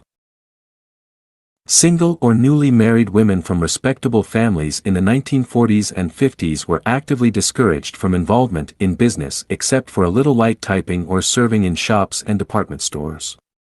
Especially if they had children. Especially if they lived in the south of England. And this after they had helped to win a world war on the home front. But that was considered a vile aberration. Never mind that my mother had more brains in her little finger than half the twerps she worked for as an accountant. Why, women were not even allowed to sign a hire purchase form back then. They had to get their husband or their brother or their father to do it. There were 100 obstacles and hurdles in those days, visible and invisible, to keep women in their place, which was firmly believed to be on a pedestal before marriage and in the kitchen and nursery directly afterwards. Fortunately for all of us, society has wised up somewhat, but the change came too late for my mother. So she didn't become rich. She had a decent career, that's all. She earned enough to support my brother and me and to provide us with more than just the necessities of life. And she married again and became a pillar of the community. But I know that she could have done it, had she been prepared for the unpleasantness, the sheer nastiness that would have been unleashed upon her if she had chosen to say, "To hell with them. Let's go." It was not so much a fear of failure on my mother's part, I believe, as a fear of upsetting the whole apple cart of the community in which she lived. Which is why so very few women from her generation, so very, very few, ever did do it. They cared very much about what their neighbors thought. And now she is an elderly, if formidable lady who quietly walks her dog along English country lanes. She knows all this, of course. And she, too, knows that she will never be rich, except through her eldest son. Which is a subtly different thing. To sum up then, if you wish to be rich, you must grow a carapace. A mental armor. Not so thick as to blind you to well-constructed criticism and advice, especially from those you trust. Nor so thick as to cut you off from friends and family. But thick enough to shrug off the inevitable sniggering and malicious mockery that will follow your inevitable failures. Not to mention the poorly hidden envy that will accompany your eventual success. Few things in life are certain except death and being taxed. But sniggering and mockery prior to any attempt to better yourself financially, followed by envy later, or gloating during your initial failures, these are three certainties in life. It hurts. It's mindless. And it doesn't mean anything. But it will happen. Be prepared to shrug it off. The Germans have a superb word for the secret pleasure humans obtain from the misfortunes of others. It is Schadenfreude, from Schaden, meaning harm, from which we get the word shadow, and Freude, mean ing joy. Those of you who are definitely going to be rich will recognize it often enough in the faces and body language of idiots around you. It is the price you must learn to pay for any attempt to raise yourself in the world. And I suspect that was as true 10,000 years ago as it is today. Now comes the hard part. Before we really get started on getting started, I ask you to consider carefully the short list below. It is by no means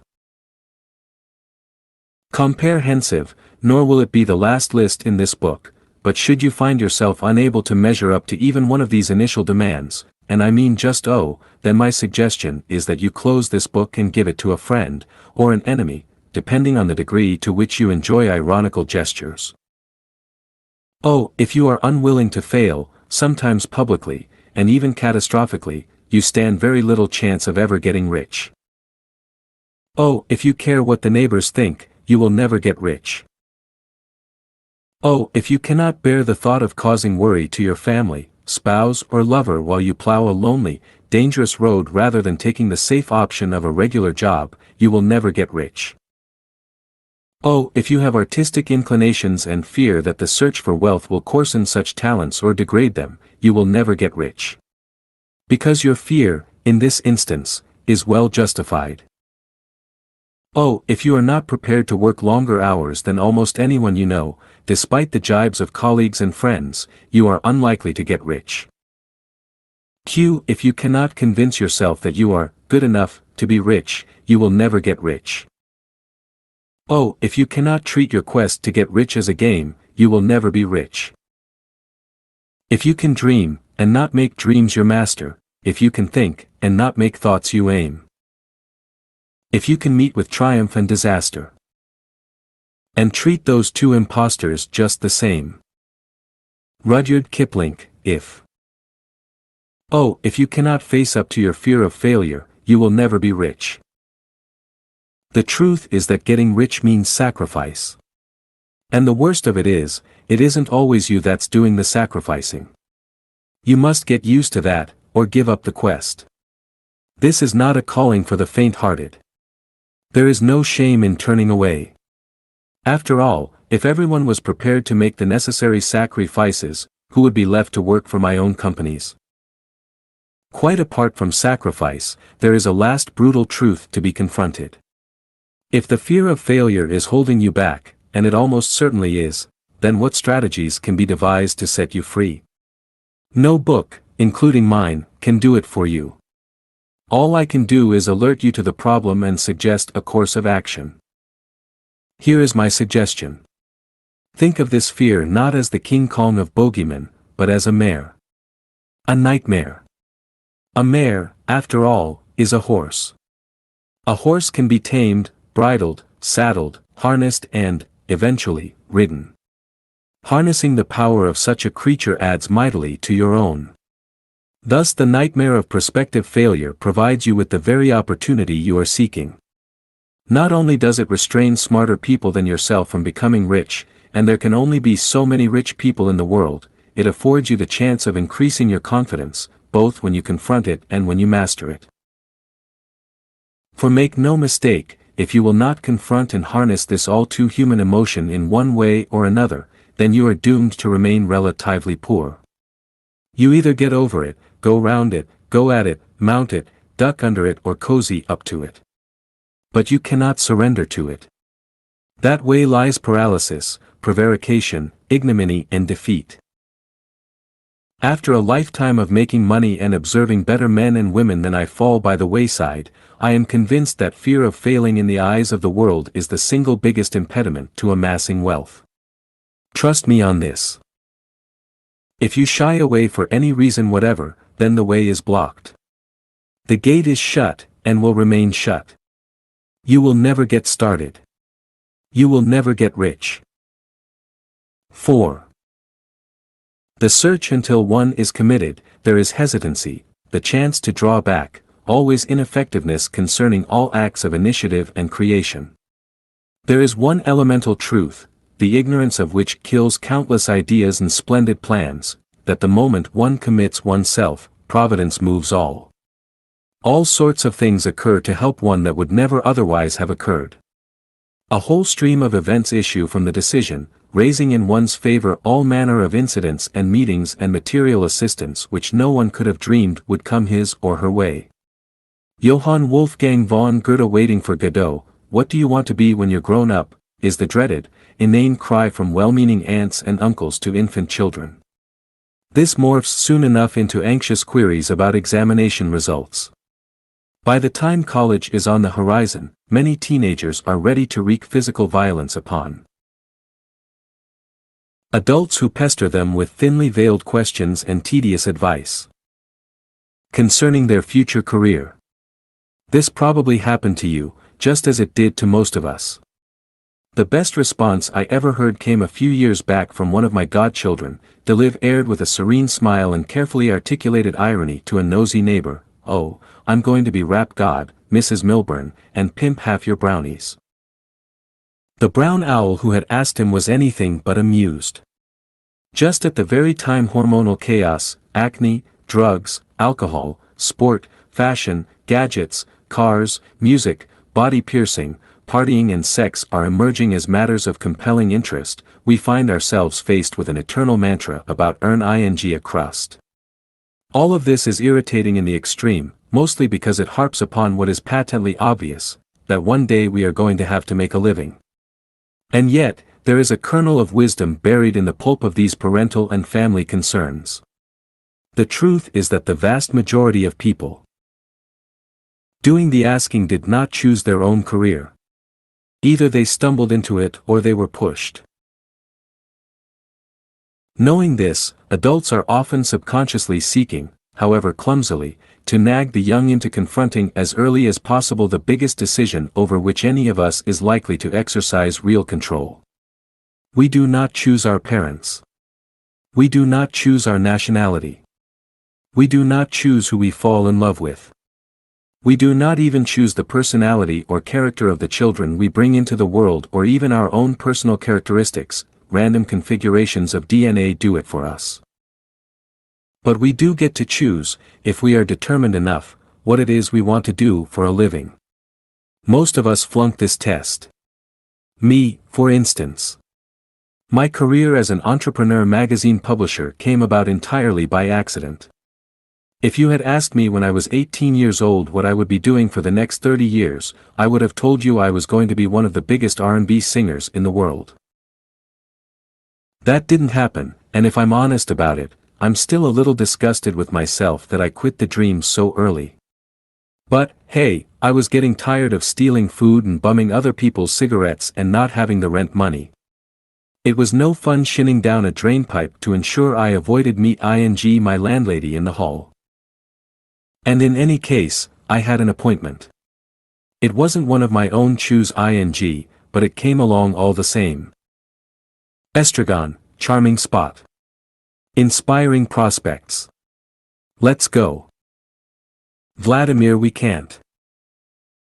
Estragon, why not? Vladimir, we're waiting for Godot. Samuel Beckett, waiting for Godot. Who never arrives. So is it such a terrible thing that the vast majority of us settle for what comes along rather than making a career plan and sticking with it? And how do you get to decide what career you might excel at anyway? Most parents and teachers reading this are not going to like my answer. It's this: none of it matters a damn if you want to get rich. This is not to say that the search is not important to young people. It's important and it's scary and it's fun and infuriatingly confusing. For most people, it occurs in their 20s or very early 30s. For a small number, the search is over by their teens, either because they have a shriekingly obvious talent or because they have already spent too many hours hanging out in the wrong company. For the rest of us, though, the search is a lot scarier than we usually care to acknowledge.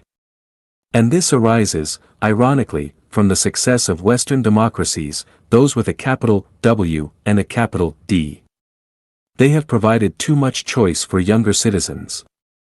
Nobody but an idiot would deny this is a good thing, even a wonderful thing. But choices are confusing. They take time to consider, to sample, spit out and reject. And too many of them provide a ready-made excuse for procrastination and shilly-shollying. Not to mention fantasizing.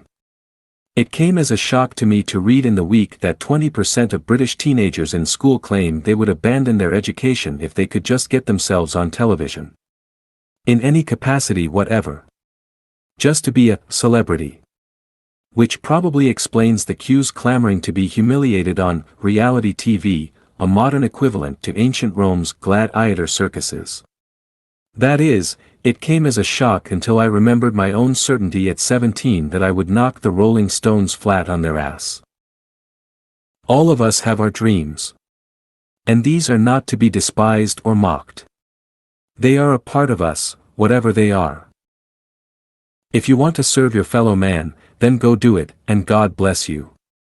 If you want the status of being a professional, a professor or a lawyer or an economist, then go do it. If you want to be secure so that you can marry and raise kids, then choose the civil service, because bureaucrats never go out of style and pensions for senior civil servants these days appear to be gold-plated. If you want to be a world-class writer, musician or athlete or movie producer, then go do it. It won't be that long before you discover whether you have the talent to hack it or not. In other words, if you feel absolutely moved towards a particular voca tie-in, then that's exactly where you should head. But be aware that if you want to make huge sums of money, then earning a living by slowly swarming up the greasy pole is rarely the way to do it. For a start, the salary begins to have an attraction and addictiveness all of its own. A regular paycheck and crack cocaine have that in common. In addy tie-in, and more to the point, working too long for other people can blunt your desire to take risks. This last factor is crucial, because the ability to live with and embrace risk is what sets apart the financial winners and losers in the world. If you want to be rich, you are not looking for a career, except as a launch pad or as a chance to infiltrate and understand a particular industry. A job for the rich in training is merely something to keep you ticking over, to put food on your plate and wine in your glass. Additionally, it will provide excellent training in man management and negotiation skills, it will supply inside market information, above all, it will act as a salutary reminder of what happens to 99.99% of your colleagues, the ones who buy lottery tickets and dream of becoming rich but who haven't a hope in hell of achieving any such thing. Sounds pretty arrogant and selfish, doesn't it?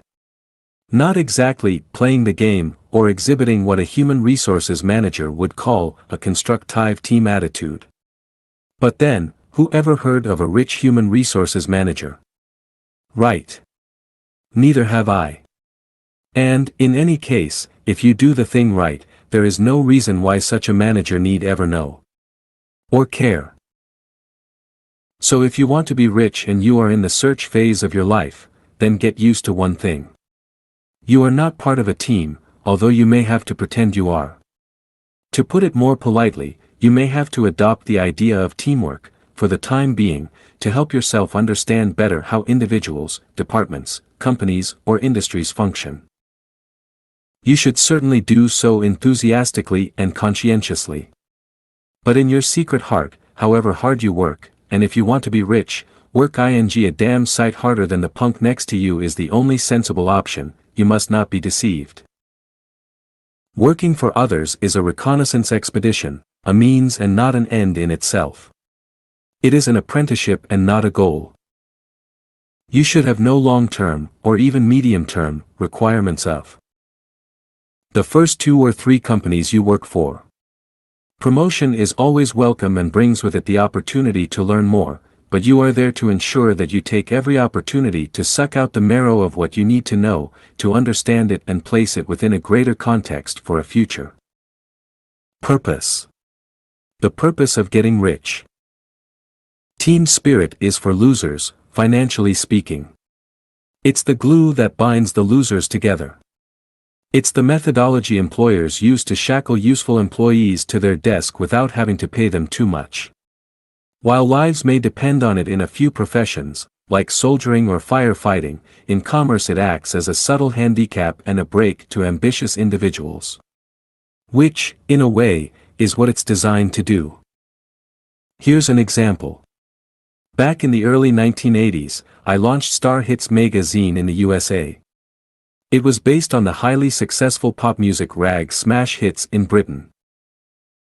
I negotiated a deal with EMAP, the owners of Smash Hits, to pay them a small royalty on each copy we sold in America. In return, they helped me to hire a couple of their Smash Hit staff who were willing to relocate to New York City and work for me there. One of these guys was an editor called Neil Tennant, a young man with a wry smile and the look of eagles about him. Launching a magazine is an exhausting process. Most magazines fail within 2 years, and although it lasted a little longer than that, Star Hits was destined for a short, if spectacular, existence. But we didn't know that in 1984. British pop groups were popular at that time in America, especially a group called Duran Duran. Being associated with the mighty Smash Hits in England gave us an edge in obtaining photographs and interviews. Star Hits took off like a rocket in America. In no time at all we were selling hundreds of thousands of copies each month. Letters from readers arrived in their thousands from every corner of the country and the sacks piled up in the hall of our pokey New York City Midtown offices. The staff of Star Hits worked all hours of the day and night and were fiercely determined the magazine should succeed. Nearly all of them were young, and for some of them this was only their second or third job. My small company's financial resources were limited, which meant that people on the magazine were often promoted quickly. Neil Tennant quickly found himself the editor of one of the hottest magazines in America. New York City lay at his feet. His desk was entirely swamped by tottering piles of promotional material sent by record companies. He could get backstage at any gig, from huge arenas like Madison Square Garden to hip, crowded nightclubs downtown. Managers and PR agents vied for his attention.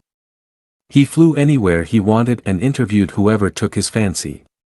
This was a dream job and Neil was on top of the world. Morale and team spirit in the office were high, too. Staff were not required to wear suits or ties and as long as the job got done, nobody cared what anyone looked like or bothered them with corporate rules or red tape. Neil and the staff of Star Hits were having a whale of a time. I was kind of enjoying it myself. Late one afternoon he sauntered into my office. He was holding a cassette tape which he tapped with his fingernail as he slumped on a battered chair and stared at me, half sheepishly, half defiantly. "Felix, I'm going to leave Star Hits," he said. "I've been working on some numbers and I think I have a real chance of making a go of it. Listen to these and tell me what you think." Later that evening I played the tape, which I still have in my archives. It was not my kind of music, but one particular song, West End Girls, I think, was a standout. I had vaguely known of Neil's personal interest in recording, but had never dreamed he would risk such a fantastic job for the vagaries of becoming a pop star. I went to work on him the next day. How I would be happy to pay him more money. How Star Hits was poised on the brink of greatness. How he would be certain to be offered even more glamorous editorial jobs by my competitors if he stuck it out. Above all, I pointed out how disappointed and let down his editorial team would be. No dice. Neil was right. The Pet Shop Boys became huge stars. On his last day, at a small office leaving party, he told me that within a year he would make the front cover of Star Hits in his own right. And he did, too. When it comes right down to it, team spirit and not letting your colleagues down is a feeble reason for procrastination when opportunity comes knocking. Nearly always, it is an excuse to avoid the possibility of humiliating failure. If one of the team you work with inherited 10 million quid tomorrow, do you really believe they would be checking in to keep up morale? Of course not. Neither would you, or anyone in their right mind. Which leads us to a note of caution. Those who can never be rich may not want you to become rich. That's an ugly thing to say, but unless you realize and accept that you cannot be one of the boys, that your bosses and you are not in this thing together, that only those who refuse to be conned by the idea of team spirit in the workplace can succeed, unless you come to fully comprehend and understand all this, then you will only make other people rich. You will receive their heartfelt thanks and maybe a gold watch when you retire. But you will not get the money. It's the same with close friends and family members. Consciously and outwardly they may want you to succeed beyond your wildest dreams. But subconsciously, often without being aware of it themselves, they might be far happier if you failed or only succeeded to a limited degree. It's a selfish world out there. But, hey! When you've piled up your first few million in the bank, you can salve your conscience by giving generously to your relatives. Or by promoting young managers and waffling on to them about team spirit in your own business. Not that the brightest of them will believe you for a moment. They're the ones you promote fastest, by the way. What else is there to consider during the search? Some industries are more enticing and glamorous than others. Some require huge investment to get off the ground and some can be made to work in an attic or a garage. And some are growing while others are in decline. Should you choose only to work in glamorous, growing industries? Where is the most opportunity to be found? First off, forget glamorous. One of the richest self-made men I know digs holes in the ground to dispose of household waste. That's not how his company describes itself in its annual report, but essentially that is what it does, along with building incineration plants. Glamorous? No. But in a good year he puts £20 to £30 million on the bottom line and earns a gross margin of over 20%. That's a sensational result for a small, wholly owned private company. Not to mention that the relentless growth of the packaged goods industry ensures that his boozy nest will grow and grow virtually by default, providing he can find enough places to dig holes, that is. While you may not necessarily want to be in a glamorous sector of any market, and they are often very crowded sectors, it helps to be in 1. Swimming with the ride rather than against it, so to speak. A swelling tide raises all boats, including yours. On the other side of the glamorous coin, very few of those who want their picture on the front cover of Vogue, or wish to become a movie director or to run the coolest PR company in the world, get to achieve anything. The reason is obvious. The laws of supply and demand are absolute, and they apply not only to commodities, but to people. Too many people want to make a blockbuster movie and live in Beverly Hills. Not enough people want to dig holes.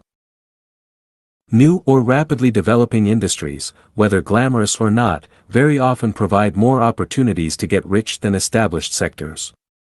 The three reasons for this are availability of risk capital, ignorance, and the power of a rising tide. Investors are drawn to emerging industries in the hope of making a fast buck. To get rich, you will need capital, and to acquire capital you need to be where loose capital is searching for a home.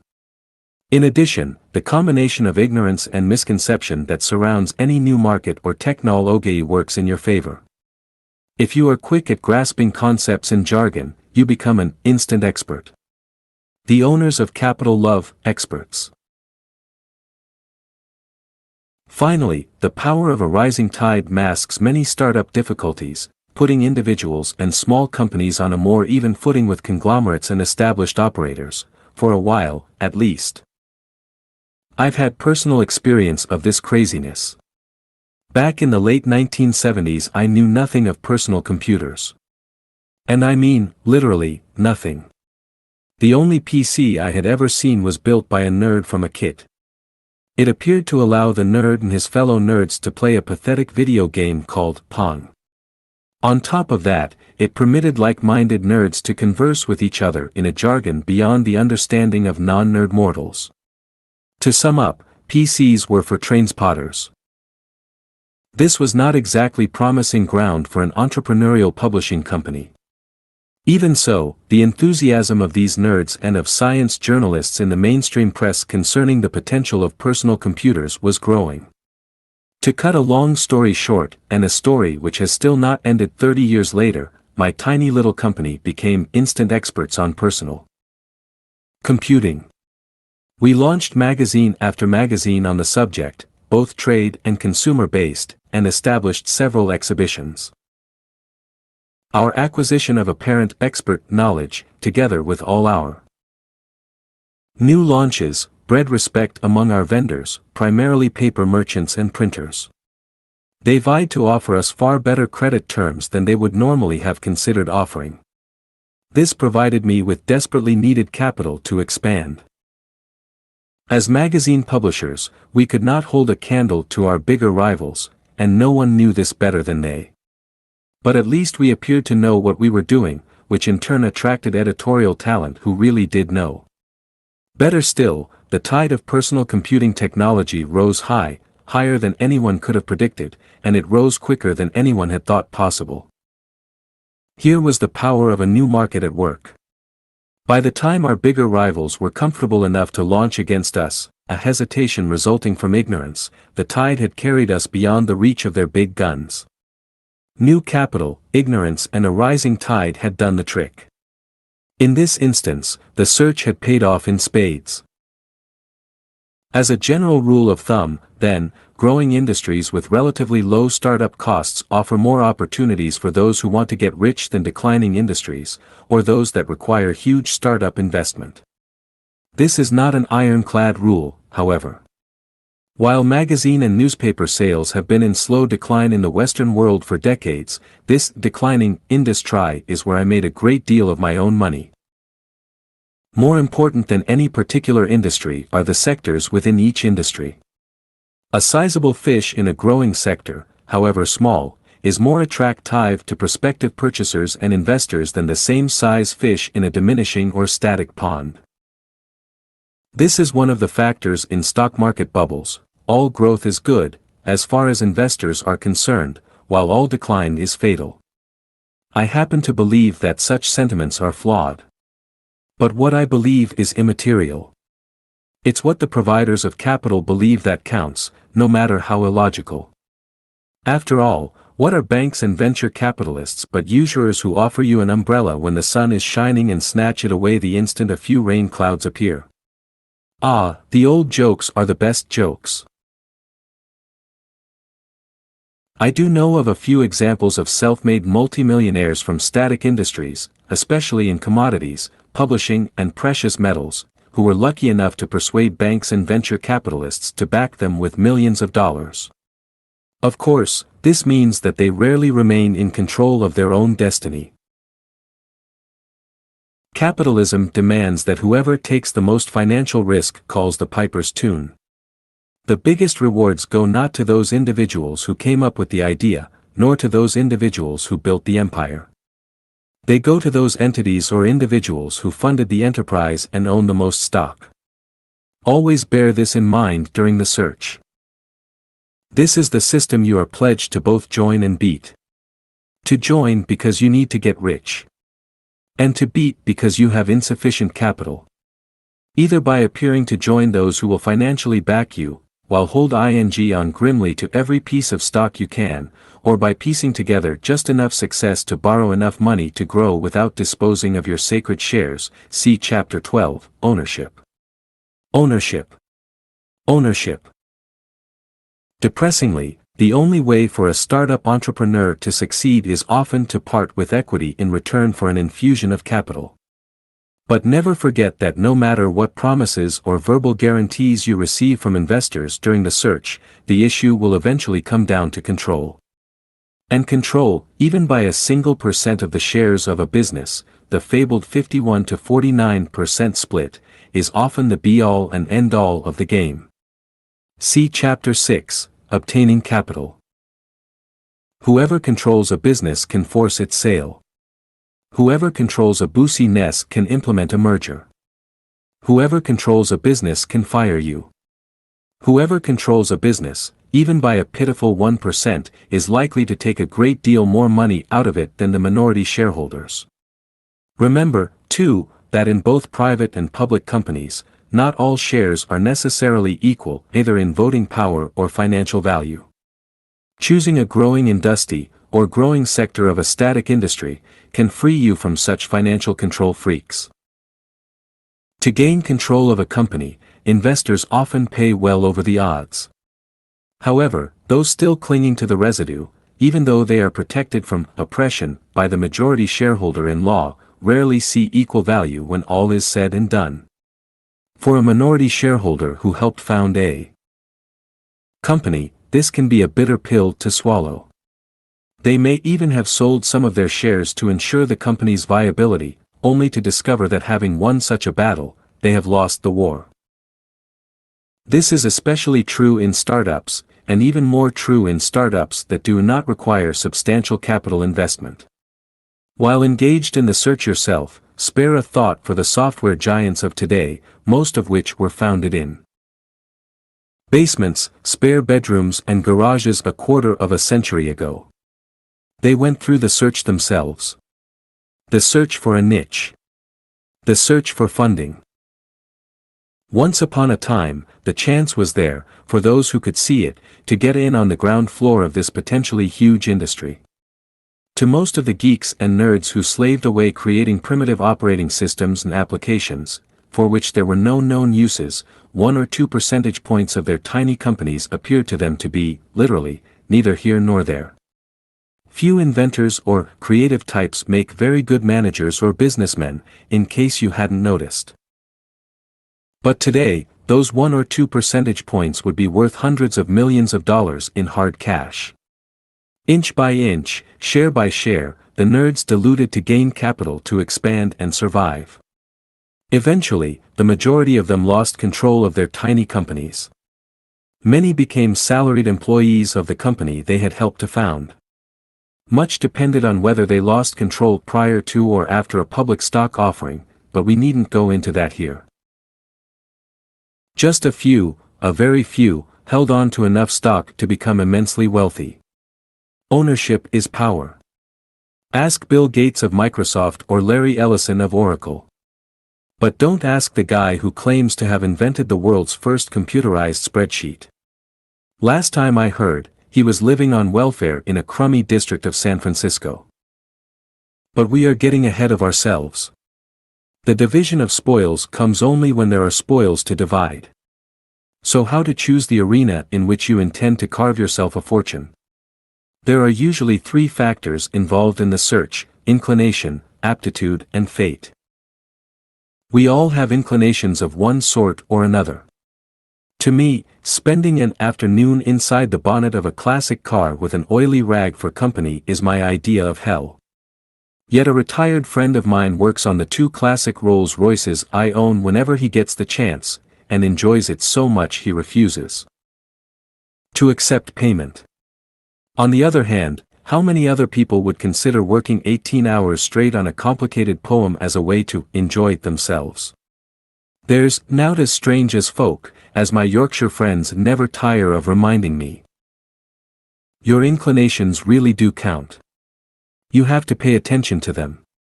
If, like me for example, you abhor television, then it probably isn't a good idea to move into that industry, unless you had a yen to direct or write for the small screen. A different thing entirely than watching TV night after night. If you love art, but cannot paint or sculpt to save your life, then perhaps you can still make your millions in the art world, providing you possess not only a natural affinity in sense of aesthetic, but the wit to spot and winkle out talent in young artists. Plus the ability to sell, which is usually nothing more than a talent for hype and keeping a straight face as you demand a 50 times markup from potential buyers who wouldn't know a Damien Hirst from a pickled sardine. An understanding and passionate affinity with any subject, in combined tie-in with effective management, sales and marketing techniques, could well provide a tailor-made solution to the search. Cherish your inclinations and affinities. Though not infallible, they may well lead you in the right direct tie-in. But do not fall into the error of making a fetish of your passion. You're reading this book to get rich. Not to confirm your own prejudices regarding those talents or inclinations you may have. Because aptitude is a very different kettle of fish. Few of us are lucky enough to be born with a talent so obvious that the search is never an obstacle to progress. Yet even here, inclination may prove a stumbling block to real wealth. One of the best salespeople I ever employed, and one who was so conscious of her ability that I was forced to pay her nearly twice the salary and bonus of her immediate boss, now lives in Cornwall and paints watercolors. They are not very good watercolors, in my opinion. But neither my opinion, nor the promise that she would be a multimillionaire before she was 35, proved a sufficient inducement to keep her nose to the grindstone. The aptitude for selling advertising was obvious, and was the envy of all her colleagues. But her inclinations led elsewhere. She is happy as far as I know, and I wish her all the luck in the world. But she will never be rich. Fortunately, she says she has no wish to be. So how do you judge your own aptitudes? Trial and error is the only way I ever heard of. The problem is that we create an image of ourselves in our childhood and youth, often at the urging of parents, siblings or friends, and subsequently attempt to graft reality onto this image. More often than not, the graft doesn't take and the result is bewilderment and disappointment. Far better to ruthlessly analyze what your particular aptitudes are and act upon them rather than attempt to graft an oak tree onto a dandelion. If you are still young, here is where the advice of a godparent, a trusted teacher or lecturer, or even a career counselor can prove useful, bearing in mind that impartiality is a better guide than parental pride. Your parents, likely as not, will be of little use here. Their love for you may well blind them to the harsher realities of your true abilities and potential. There are a great many doctors and lawyers who apprentice themselves to their profession solely to please an ambitious parent, only later to regret their acquiescence at leisure. If you do decide to ask for advice concerning your true aptitudes, then preparation shows you're serious and will be more likely to effect a serious response. As a godparent, I am always willing to discuss the matter, but only if my godchild has prepared a list of questions and suggestions, and only in private. Casual conversations around a family living room, with others stick ing there or in or trying to show off with banter and smart remarks, are tedious and counterproductive. For ambitious young people this is a serious matter and deserves to be taken seriously. Of course, such discussions cannot make you rich. But they can really help in the search. They can build confidence, a key element in risk-taking, and the only way I know of to get rich from a standing start. And they can inform you, too, of your weaknesses, which in turn can protect you from spending your working life making other people rich, the probable fate of nearly everyone you currently know. If you are older, and by older I mean in your 30s, then the matter becomes far more difficult. I would say almost impossible, as far as advice is concerned.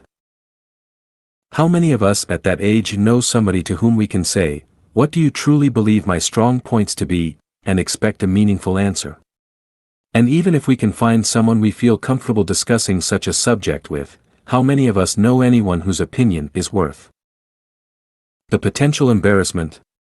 Blind faith and trial and error are just about all that's left, unfortunately. There ought to be a better way, but no one I know has ever stumbled across it. Inclinations are easy to list. Aptitude is far less so. Trial and error, combined with fierce determination and a willingness to discard cherished perceptions about ourselves, is the best that I can suggest. It is highly unsatisfactory and frustrating that the most important decision we are likely to consciously make leaves so very much to chance. A small success, though, even a tiny success, can provide a clue. It was my own success at Sell Ing magazines on the street that led me to begin to publish them eventually. Which leads to fate, to chance, to serendipity, and, to a lesser extent, to the shared social delusion of the supernatural. I do not believe myself to be any more superstitious than the next person, although it is true that I find myself knocking on an actual piece of wood just a little too often for comfort. Even so, as a history and biography buff, it always amazes me how the self-made rich appear irresistibly drawn toward the mines in which they will excavate their fortunes. What led them there? How did they know where to turn? It is the instinct to seize an opportunity when it presents itself that perhaps sets apart the self-made filthy rich from the comfortably poor, the willingness to ignore conventional wisdom and risk everything on what others consider to be folly. One could even argue that it hardly mattered that young Henry Ford was drawn to automobiles, or that Reuben Rousing chose packaging, or that Bill Gates gravitated to software to create those vast fortunes. I would be open to persuasion that had their roles, and the century in which they lived, been reversed, they would have done just as well and raised themselves every inch as high from the common herd financially. Their ability to take chances and to subsequently exploit initial success counted more than their inclination towards a particular industry. Their execution of a strategy trumped the subject of their obsession. Luck. Fate. Chance. Although I am reluctant to even write these words, without them, it appears, nothing can be done. See Chapter 10, a few words about luck. While it infuriates me to admit it, there are just too many people I am acquainted with who appear to draw bad luck to them for this not to be so. If the influence of luck is a delusion, then all I can say is that the delusion is virtually universal. The filthy rich are not gods. They are men and women who put on their underwear in the morning pretty much as you do. It is true that they were in the right place at the right time and did the right thing. The difference is that in some way they placed themselves in fate's way, then grasped her by the forelock as she sprinted past. Lady Luck is bald behind, says the old proverb. To put it less fancifully, they rear lucky in the search and skillful in their follow-up. Boldness helped. Conquering fear of failure helped. Persistence helped. But, without some luck, no one can get anywhere in the search to discover the exact arena in which to do battle, the arena that suits an individual's aptitudes and inclinations. Boldness. The most successful generals or admirals in military history shared one characteristic: they were willing to ignore orders and risk utter disgrace in order to exploit rapidly changing circumstances. When the chance came, they recognized an opportunity, weighed the odds swiftly, and placed their lives and careers on the line to snatch a victory. Not to mention the lives and careers of those around them. The three great quotes concerning luck for me are these. Luck is preparation multiplied by opportunity. Seneca, Roman philosopher. The harder I practiced, the luckier I got. Gary Player, golf champion. Luck is a dividend of sweat. Ray Kroc, McDonald's founder. Fortune favors not just the brave but the bold. Boldness has a kind of genius in it, as Goethe pointed out. It can lead to complete failure and defeat, because conventional wisdom often proves to be at least wisdom of a kind. But should boldness succeed, should the chance be seized and sufficiently well executed, then success will surely lead to glory. All around us, every day, opportunities to get rich are popping up. The more alert you are, the more chance you have of spotting them. The more preparation you have done, the more chance you have of succeeding. The more bold you are, the better chance you have of getting in on the ground floor and confounding the odds. The more self-belief you can muster, the more certain will be your aim and your timing. And the less you care what the neighbors think, the more likely you are to take the plunge and exploit an opportunity. Here is the key, then, in the search. Whatever your inclinations, your aptitude, your abilities, or your preferences, never shrink when opportunities arrive. If you have weighed the odds and find yourself convinced, ignore the protestations of sensible people and their conventional caution. Seize Lady Luck by the forelock and hang on for your life. More men and women have become rich by this single tactic than all the best-laid plans of mice and men guided by plotting strategy. Chances come to everyone in life, in all shapes and sizes, often disguised, and more often radiating risk and potential humiliation.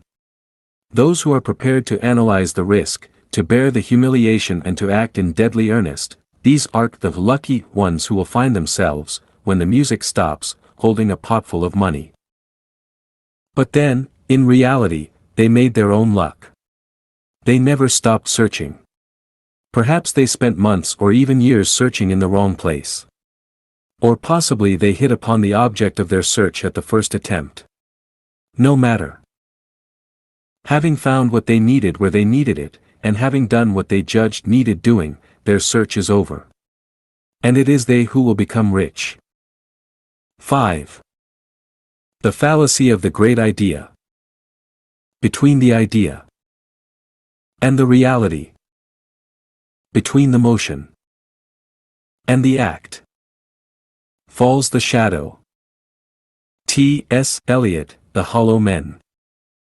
I've just had this great idea.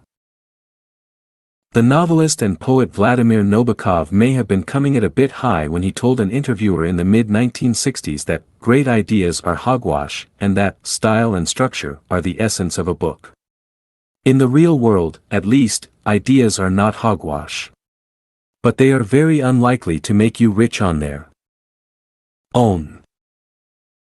More importantly, it really does not matter who gives birth to any particular idea. This is borne out by the laws relating to patents and inventions. You cannot patent an idea. You can only patent your own method for implementing an idea. It is for this reason that so many people have become rich despite never having had a single great idea in their lives. As it happens, I count myself among them. It is good to have a goal. True believers in a great idea are often obsessed with achieving a particular goal. Such an obsession, properly harnessed, can produce wealth. Sadly, that wealth rarely finds its way into the pockets of the person whose obsession created it. As far as this book is concerned, their goal was flawed even though their aim was true. Take a small example. Decades ago, my old friend Tony Elliott was determined to force British television and broadcasting companies to permit him to publish their forthcoming program schedules in his London weekly magazine, Time Out. The BBC and ITV, among others, were aghast. They were making a fortune by licensing their schedules for the week ahead exclusively to Radio Times and TV Times. Tony's great idea was simple.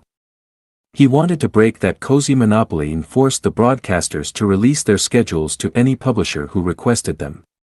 Alongside Time Out reviews and listings of movies, plays, concerts, restaurants and all the rest, he planned to include a comprehensive television viewing guide.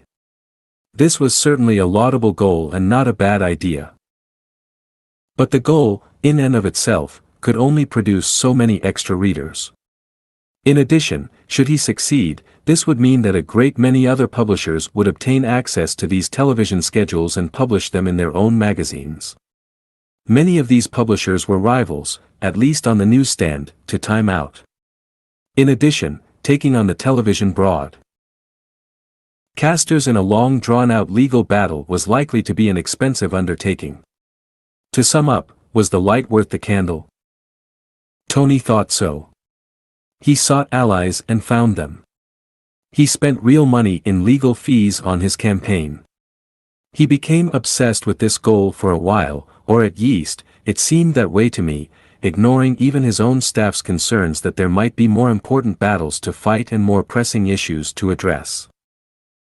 Eventually, after a long and grueling battle, Tony won a victory.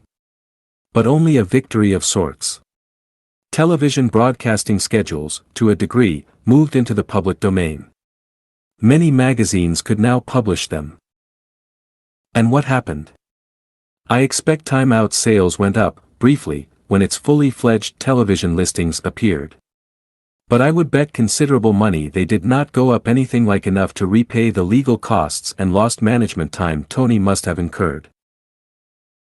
Worse still, it was mostly other magazine publishers in Britain who reaped the real harvest, and continue to do so.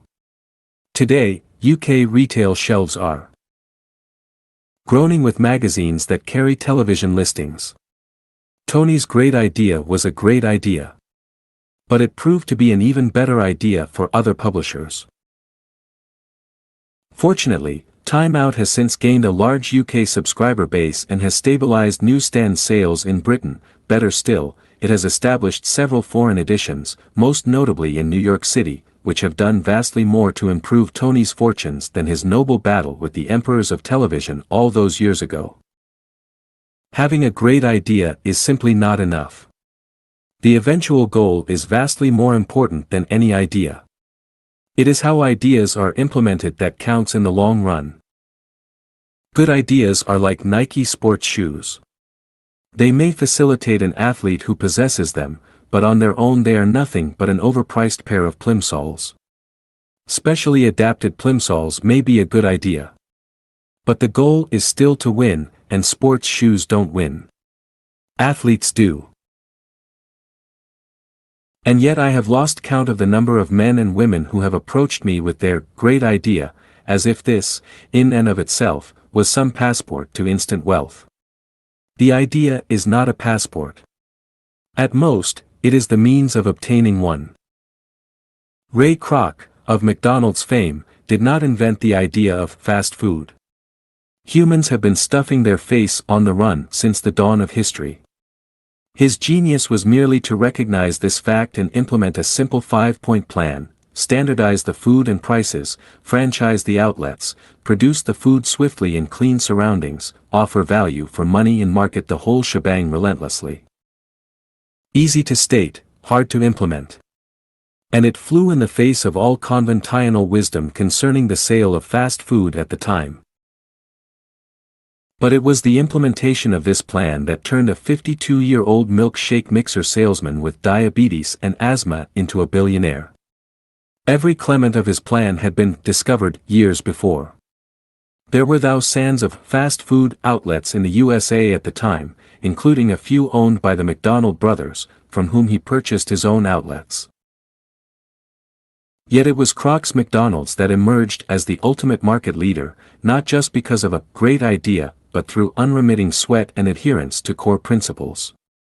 Personally, I despise fast food, and consume it only when there is no alternative. But Ray Kroc's story remains a testimony to the ability of an entrepreneur to change the face of an industry, and make himself very rich in the process. There is another side to the subject of ideas in commerce. Stealing them. Or to put it more pleasantly, emulating them. The error of failing to emulate a winning idea pervades every industry at all levels.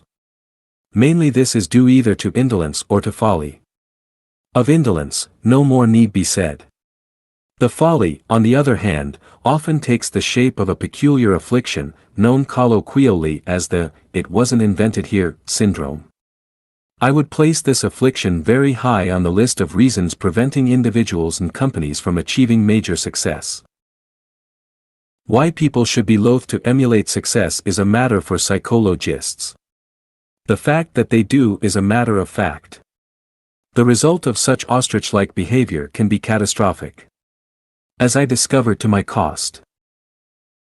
Dennis Publishing had been involved in magazines featuring computer and electronic games from their beginnings in the 1980s. We had competitors, of course, but we were certainly a big part of the UK market. What we didn't know was that we were about to take a massive pasting from a smallish rival. Enter Chris Anderson, who founded Future Publishing. Chris had two great ideas, which he executed perfectly. Firstly, he was prepared to pay the Likes of Sony a king's ransom to secure the publishing rights to magazines such as the official Sony PlayStation magazine. Secondly, he put his magazines in a bag and also popped into the bag a playable electronic game. All this meant that Future's magazines were more expensive to produce than their competitors and more expensive on the newsstand. It also meant that Future Publishing did not own such magazines themselves. The intellectual property rights were licensed from the hardware manufacturers. In the end, the official Sony PlayStation magazine did not belong to Chris. He was just the publisher. The thought of publishing a magazine I did not own was off-putting to me. Nor was I that keen on handing over millions of dollars in advance to huge companies like Sony or Sega. Thus Dennis Publishing stuck to Product Ing unofficial magazines in the games market. Sounds smart, right? Our costs were less, although we were forced to scrabble around constantly, attempting to locate second-rate games to include in our bagged issues. Future's games were top of the line, because they were official. By now, most readers had come to expect a free game with every electronic games magazine they bought. The result was predictable. Future Publishing wiped the floor with Dennis Publishing in the computer and electronic games magazine market. Readers didn't care about the magazine. They cared about the free game in the bag. Manufacturers of games were reluctant to allow us to buy their games to put in our bags, because we published only unofficial titles. In essence, the market was a monopoly and Dennis Publishing had backed the pirates and lost. In the end, we sold those few Dennis Publishing games magazines that we had not already folded to Future at fire sale prices, well, maybe not fire sale prices, but nothing like as much as I would have wished to receive. They had pasted us, and we deserved to be pasted. And yet, this process took years. Year after year, we plugged away attempting the impossible. We invested heavily on the internet and produced a successful games portal, which we also sold to Future. The Dennis Internet Games portal was more successful than our magazines. Why? For the simple reason that we were not fighting with one hand tied behind our back, as we were on the newsstands with the official versus non-official brand ing. On the internet, at least, we were not perceived as pirates. It wasn't that Dennis wouldn't fight, or that we lost heart. But we were not prepared to emulate Future and invest the money to acquire official licenses ourselves. Even when we did try with a later games platform, Microsoft's Xbox, our rivals were smart enough to pay way above the odds to shut us out of the market. Future's template was there. Their success was obvious. Dennis had the financial resources, or could have borrowed them at a pinch. But we hated to admit that we were wrong, and by the time we had come to grips with our idiocy, Future had signed up virtually all the official games magazine publishing rights that mattered. Even today, I shudder at the thought of the wasted blood, sweat and treasure we expended on our games magazines. Dennis Publishing failed in the electronic games market because we would not, and later, could not, emulate a winning idea. My managers argued, both at the time and in hindsight, that the licenses themselves were immensely difficult to obtain and that Sony's dominance precluded success. Once Future had obtained it.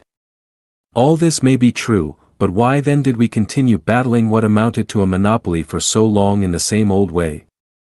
The answer is that we found it repugnant to admit that Future had hit upon the right idea and that we had refused to emulate it. What I should have done was to have taken my best men and women in the company and send them to Japan, Europe or America. Or anywhere where Sega, Sony and Microsoft and the rest would agree to meet with us. We should have wined, dined and cozied up to them. We should have searched for another vehicle via which the popularity of such games could be exploited. If no other vehicle could be found, we should have tried trumping Future's offers worldwide. Cash is a great persuader. If this wouldn't fly, we should have exited the market. We did none of these things, in any meaningful way, and we paid the price. We were pasted because we refused to emulate. On a less painful note, let's take a look at what happens when you are prepared to emulate an idea and execute it brilliantly. In May 1994, Britain's largest magazine publishing company, IPC, launched a magazine for young men called Loaded. This was the brainchild of its editor, Jarns Brown. How Brown had persuaded the suits at IPC to permit this stroke of genius remains a mystery, although I can personally testify to James's powers of charm and persuasion in a clinch. Loaded was the first of the so-called lad magazines, and its success created a new genre, simultaneously threatening old guard titles like Esquire and GQ while racking up colossal newsstand sales. Loaded was a breath of fresh air in the men's magazine market, irreverent, funny, subversive and addictive. James's timing was impeccable.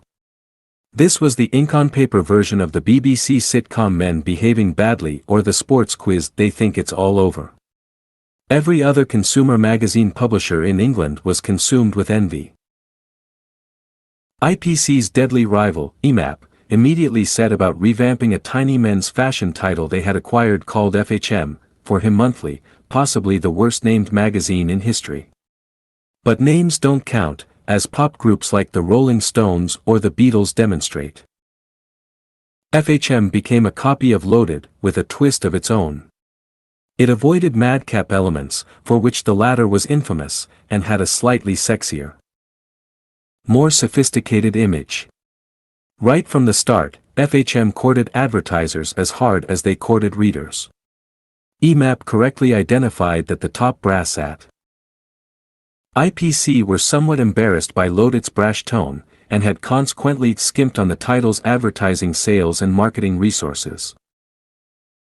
In addition, FHM forged links with tabloid newspapers like The Sun, providing them with exclusive use of their photo shoots of female celebrities in bikinis in exchange for publicity.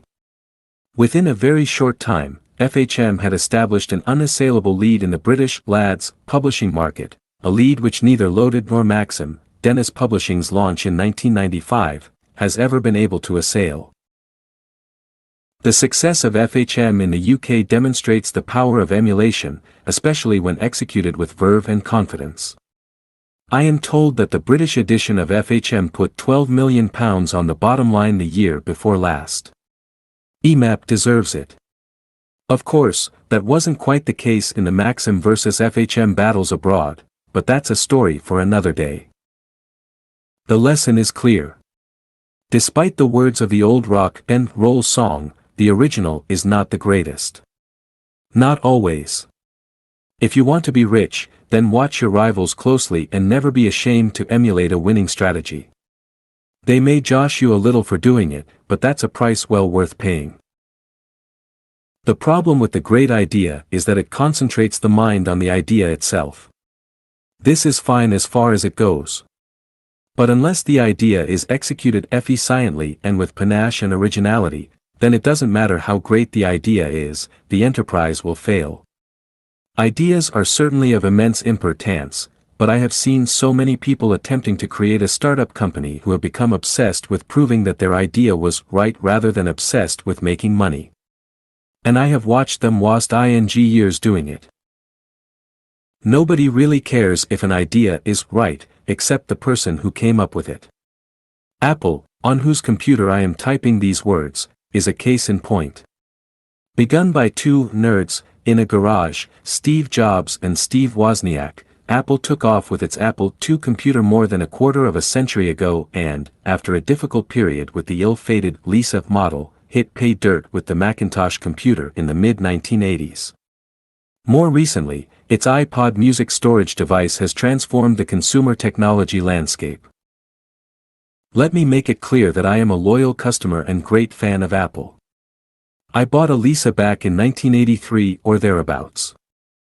I bought the first Mac the next year and have proceeded to buy nearly every new model since. For 20 years, my company has also published the world's finest Macintosh computer magazine, MacUser. I know the company and their products well, at least from an historical perspective. But Apple have a problem. They have always had a problem. His name is Steve Jobs. Steve has been a victim of the fallacy of the great idea over and over again. Back in 1984, Apple were poised to take over the world of personal computing. All their larger rivals, including IBM, were in disarray. They just didn't get the personal computer revolution. Jobs and Wozniak did get it. Apple's products were innovative, slick, cool and far, far superior in every way to any other personal computer available at that time. Intact, they were so cool their users often spent a great deal of time proselytizing for the Apple cause. Users like me, for instance. So why is Apple such a small part of the personal computer market today? The answer is Steve Jobs. Steve comes up with or encourages brilliant ideas. He has the guts to back them and to see them through. He is smart, passionate and a great man. But he will not admit he is wrong, and he would, apparently, rather go broke than make such an admission.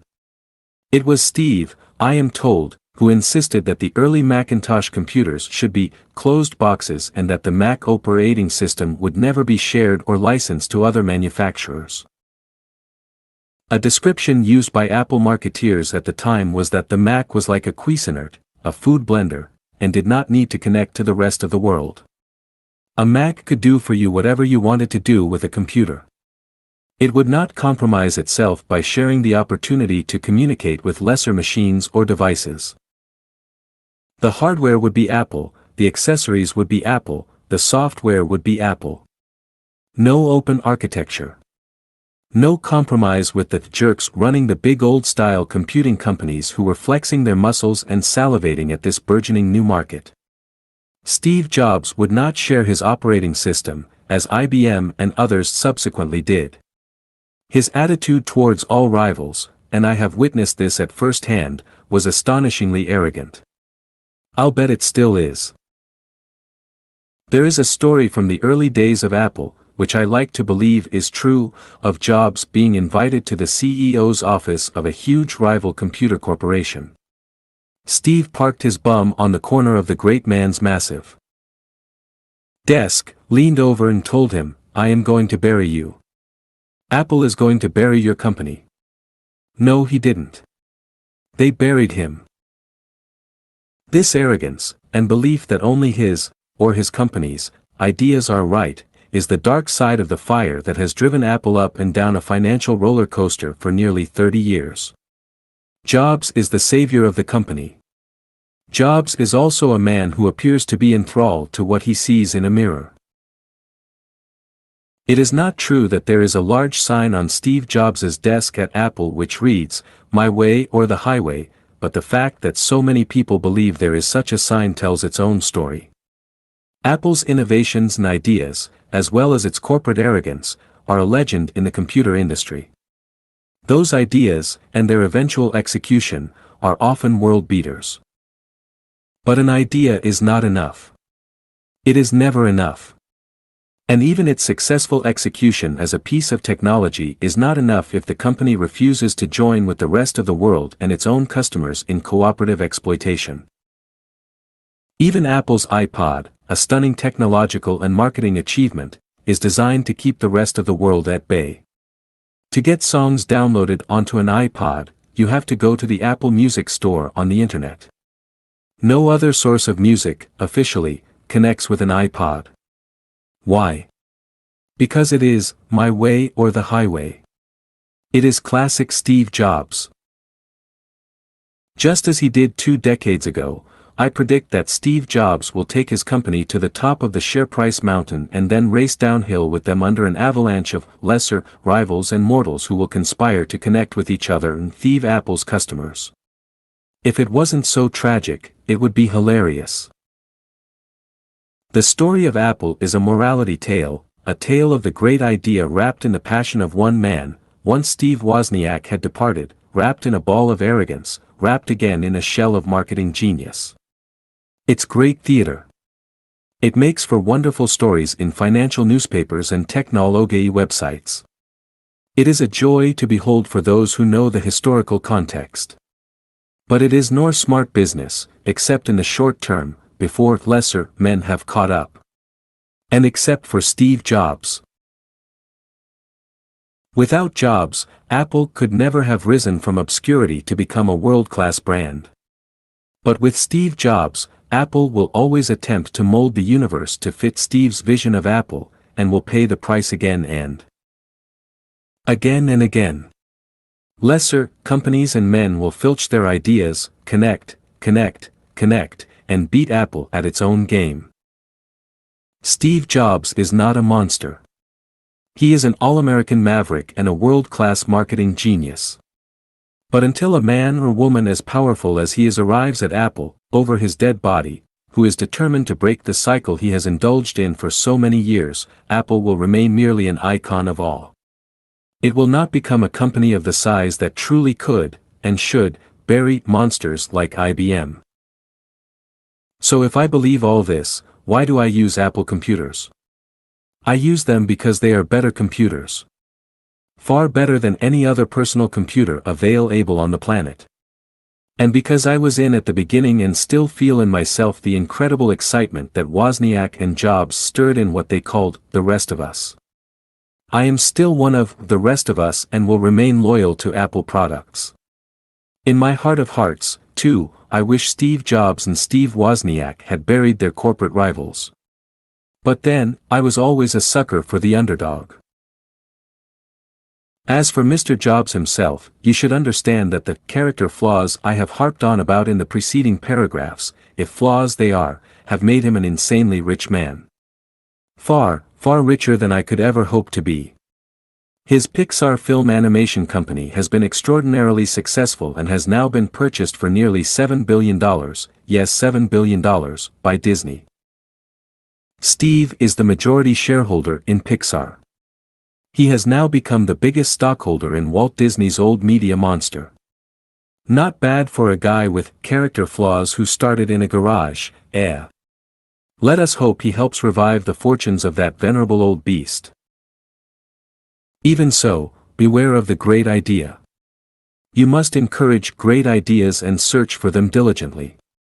But either you control and develop such ideas or the ideas will come to dominate your waking thoughts. And that would not be such a great thing. Not unless you are Steve Jobs. I just took a break and went down to a local bar to watch the sunset and sink a few beers. There, I was foolish enough to mention this chapter, the fallacy of the great idea.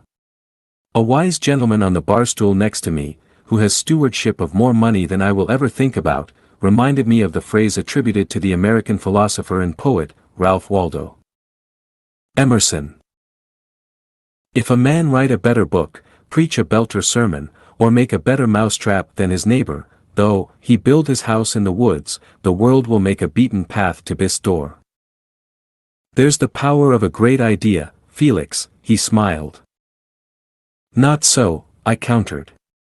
The operative verb is make. It is not think up, or dream up. It is make. The idea would be worthless, no one would beat a path to any door, unless they heard that the mousetrap had been made. I read that Google, the tremendously successful internet search engine in America, encourages certain staff to spend 20% of their working time developing their own pet ideas. It will be interesting to see how this plays out. Google raised so much money upon its flotation on the stock market that many Google employees became millionaires overnight. Will such millionaires, with a PhD in computer engineering, be content to make Google even more money? Or will they strike out on their own? Will there be lawsuits relating to exactly where a particularly successful idea was developed? It will be fascinating to see. If you never have a single great idea in your life, but become skilled in executing the great ideas of others, you can succeed beyond your wildest dreams. Seek them out and make them work. They do not have to be your ideas. Execution is all in this regard. If, on the other hand, you spend your days thinking up and developing in your mind this great idea or that, you are unlikely to get rich. Although you are likely to make many others rich.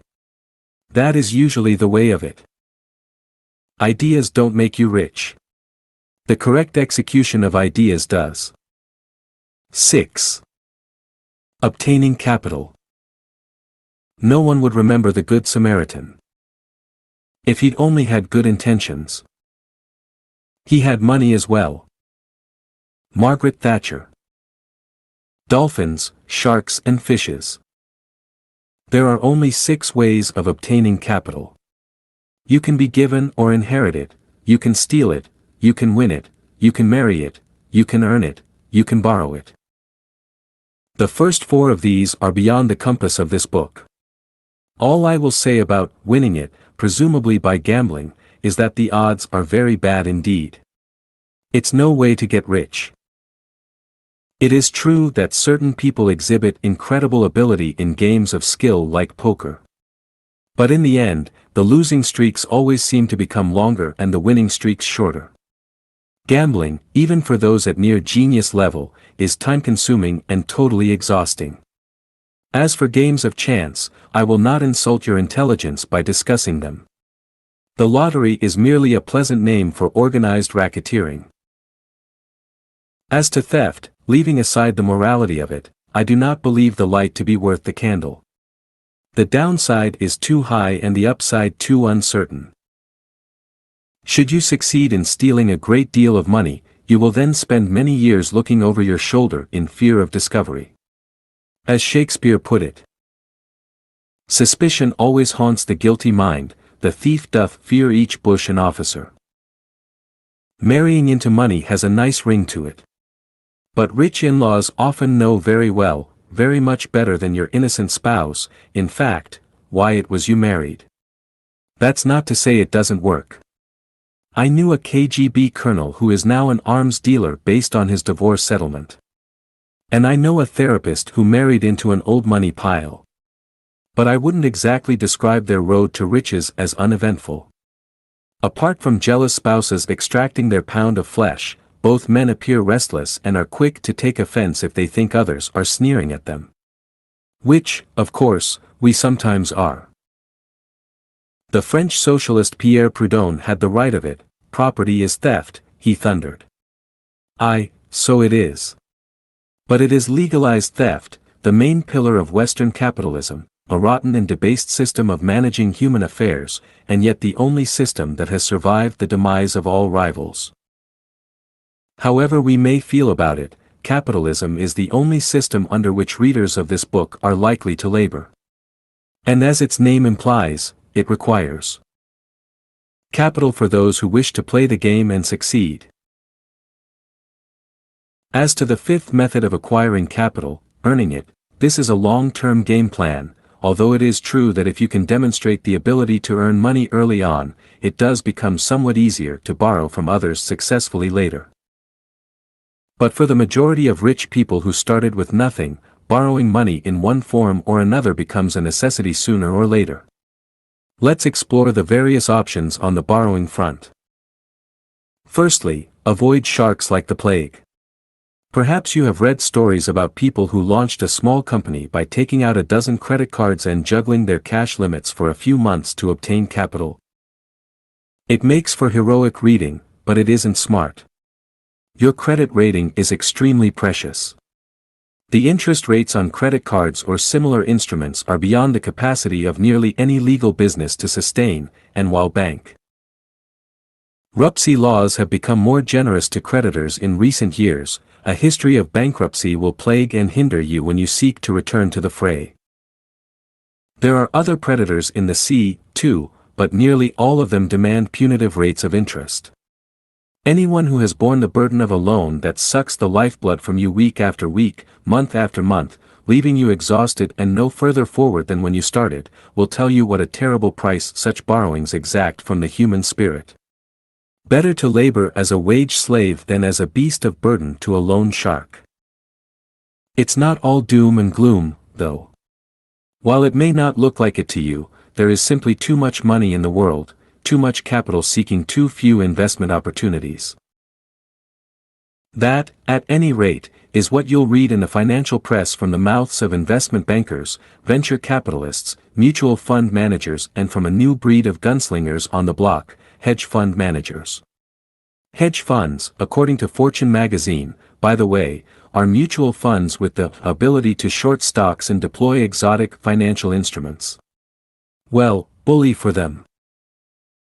If you wouldn't know a hedge fund from an asparagus bed, welcome aboard. I can assure you though, based on decades of owner/manager experience in both private and public companies, that asparagus beds do have one thing in common with hedge funds: manure. Tons and tons of manure. The only people I ever met who got insanely rich from a hedge fund operation were, you guessed it, the managers of hedge funds.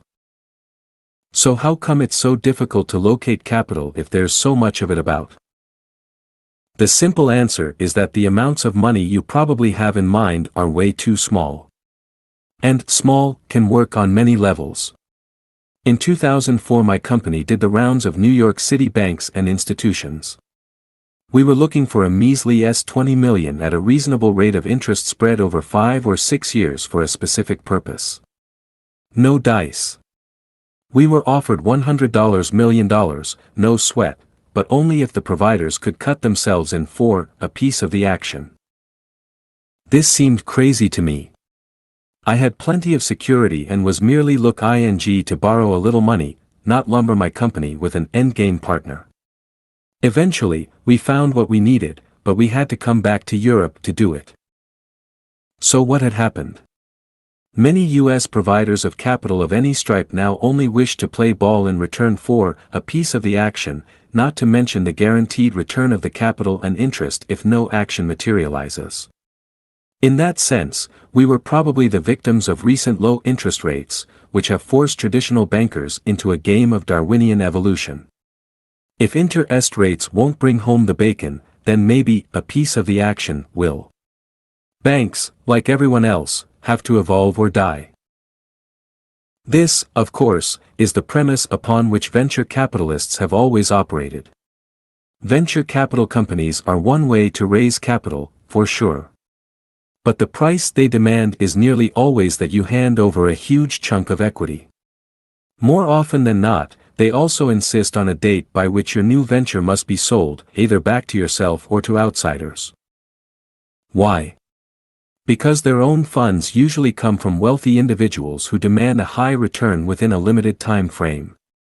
This, in turn, leads many venture capitalists to move from an advisory to an operational role in any business in which they invest, cramping your style and scaring the pants out of everyone who works for you. Those wealthy investors in their own funds are unforgiving and merciless, and venture capitalists will therefore do anything it takes to protect and maximize short-term returns from your business. They aren't so much sharks as dolphins, a nickname deriving from their frantic desire to flip every deal as quickly as possible. By flipping, I mean a sale. They do not care who the venture is sold to, yourself or an outside party, but the return of their investment, with a massive bonus for the risk and skill they have invested, is mandatory. Venture capital money, dolphin money, is not for the faint-hearted. Too often, it is only for the desperate, unless building a business for a quick-ish return and a small piece of the action is your goal. And there is nothing wrong with such a goal in the short term.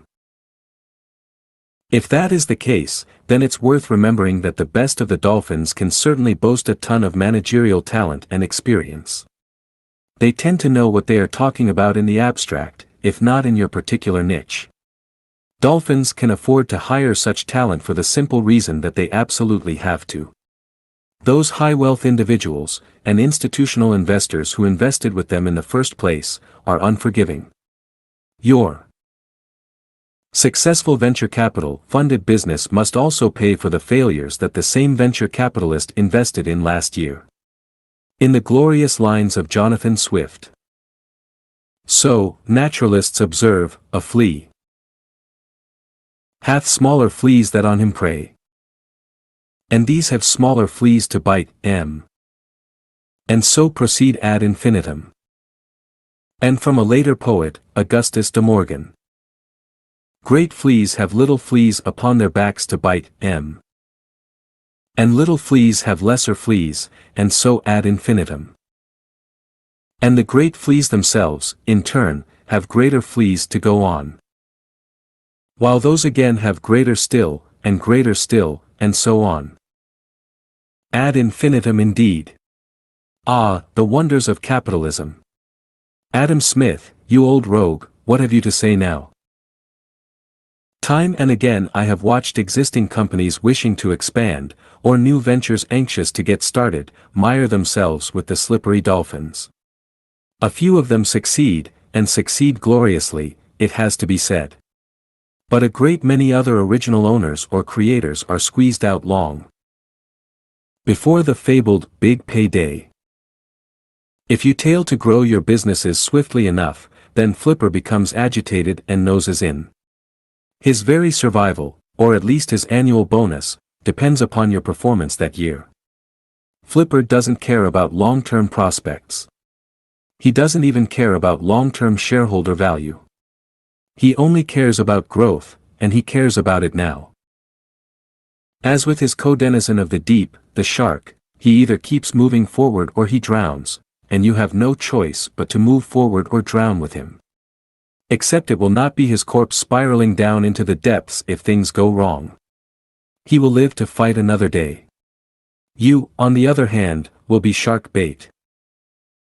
Venture capitalist short-termism, with its eye firmly glued to the sale of an enterprise within 3 or 4 years, is the hallmark of nearly all venture capital activity.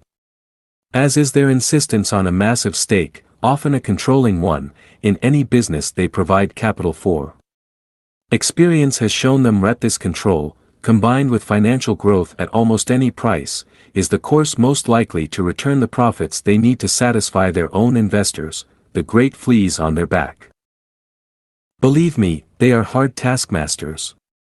But they may be the only way for you to get really started. More often, you will start up underfunded, on your own or with the fishes, we are coming to that, and only turn to the dolphins for the injection of capital you believe will propel you to the next level. That is usually the way of it. You will need a degree of success to exhibit to them. And you will need to be somewhat humble, except in your financial projections. I have been approached by venture capitalists on many occasions. They are not evil men and women, far from it. They are mostly smart, well-connected, persuasive and passionate about success. But their first loyalty is to the quick buck. You do business with them at your peril. Be warned, with them, you may have a better than even chance of making your first million. But you will make them many, many more millions in order to do so. And you are unlikely to stay in control of your own destiny with any business they invest heavily in. Should you decide to approach venture capitalists, and by some miracle should they agree to back you, then I urge you to seek the finest legal advice that your money can buy for the ensuing negotiations. Just one sentence. Even a phrase, within the initial contract can make all the difference in the world to the outcome a few years down the road. The dolphins are consummate professionals, to them you are just another amateur in the sea trying to stay afloat, to grow, to make his or her financial dreams come true. Amateurs are easy meat. Real-life dolphins, by the way, are not the gentle creatures children believe them to be. They can be dangerous and their beaks are as hard as bone. They can, and do, batter sharks to death in massed attacks if they have to. And their appetite is prodigious. Having avoided the sharks and perhaps swum with the dolphins, we turn to the fishes. How I love the fishes! How you will learn to love them, too. It was via the fishes that I made my own first money, the seed capital which ensured that I retained control and ownership of my own business back in the early days of Dennis Publishing. Fishes come in all shapes and sizes. Friends, acquaintances, relatives, business colleagues, small investors, friendly bank managers of the old school, professional advisors, ex-employers, suppliers and vendors are among them. But how can they be of any use? Let me illustrate by my own example. In 1972 I persuaded a jolly young lawyer I had met to act for me. His name was Bernie Simons. I had no money to pay him, but perhaps my chutzpah amused him. He helped me to register my £100 limited liability company and provided me with at least a fig leaf of respectability. I think I paid him £20 for his services. The company was called H. Bunch Associates and I intended to publish a series of comic books. Next, I persuaded a close friend, Dick Fountain, to join me as co-director and production manager. There wasn't much in the way of a salary on offer, but Dick came all the same. We liberated a few sticks of office furniture, 2 electric typewriters and a floor camera from the offices of OZ Magazine, where Dick and I had met, which was then in the process of winding up. Another friend, Lemmy, later to become famous with the heavy metal band Motorhead, mentioned that an acquaintance of his was vacating a garret in the West End, perhaps we could move in there. Lemmy used occasionally to sleep under the OZ design table while recovering from excessive ingestion of alcohol and other substances. Lemmy was right about the empty flat. 3 rooms at the top of the most rickety stairs I had ever climbed. The building had been badly damaged in the Blitz and never properly rebuilt. The last tenants had been breeding puppies there in straw pens. It took a long time to get rid of the stink of puppy shit. The place was a total dump, but at least we had an office.